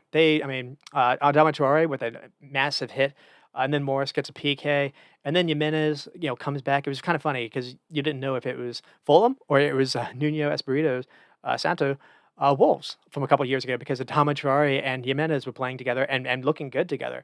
So Jimenez gets a brace, kind of a free kick. Jimenez gets a flick on header, and then Alfie Doughty has after Robinson kind of messed up, fouled. Alfred Doughty was able to score, so made it 3-2, and then Wilson was able to make it 4-2. After Iwobi with the ball was able to play Adama ahead of him, then Adama does well to hold on to the ball, and then draws everyone onto him, and then lays it off to Wilson. Wilson with a nice finish. I don't understand why we didn't see Adama Traore more. Maybe the one negative you can say about Marco Silva was not doing that more, because that was at least one thing to kind of hold on to. I thought they did kind of show up a little bit towards the season. Ended up being a little flat. It's interesting to see Raul Jimenez played over like a Rodrigo Munez or even a Broya. They brought in Broya and they never really played him. But all in all, a good season, a good day, season for Marco Silva, because I thought Fulham were going to be struggling a little bit, and they're going to lose Adebayo Tosin. I don't really think Calvin Bassey and Tim Ream is enough. So, or even Musa or Issa Diop, it is enough because Issa Diop wasn't able to play because he had a red card versus Man City. They're going to need to find a way to bring in someone that can replace what Tosin offered, or else I do think Fulham could actually struggle next season. So, and then Luton, it's the last time we see of Luton, and they gave things a go, but at the same time, It's a great game to kind of just yeah, the highlights where they fell short. They scored 2 goals, but they conceded for it. And they could have conceded even more. Just not good enough at the back. I think Robert Edwards did enough to try to keep them up. He seemed to be a good job at really motivating and getting most of his players. But you know, it's a different team after you lose Ross Barkley, and they lost their captain Tom Locklear as well. Just defensively, they weren't really good enough, and hopefully we'll see them again. We'll see what they were able to bounce back. Most of the teams that went down last year were able to at least make the playoffs this year. They have the parachute payments. It's not being sent down isn't the end of the world. Though it does feel like a lot of players are going to be poached. Ross Barkley has already, I think, been poached from Aston Villa, but we'll see. And then that is it. That is it for the final end of the season. I did go a little long. I normally do, but it's not that bad. And I'll be back for the FA final, and then that'll be it. I don't know if I'll do a Euros preview or not. If not, have a break for the summertime, and then maybe be back for next season. So until then, you stay squatting and stop recording.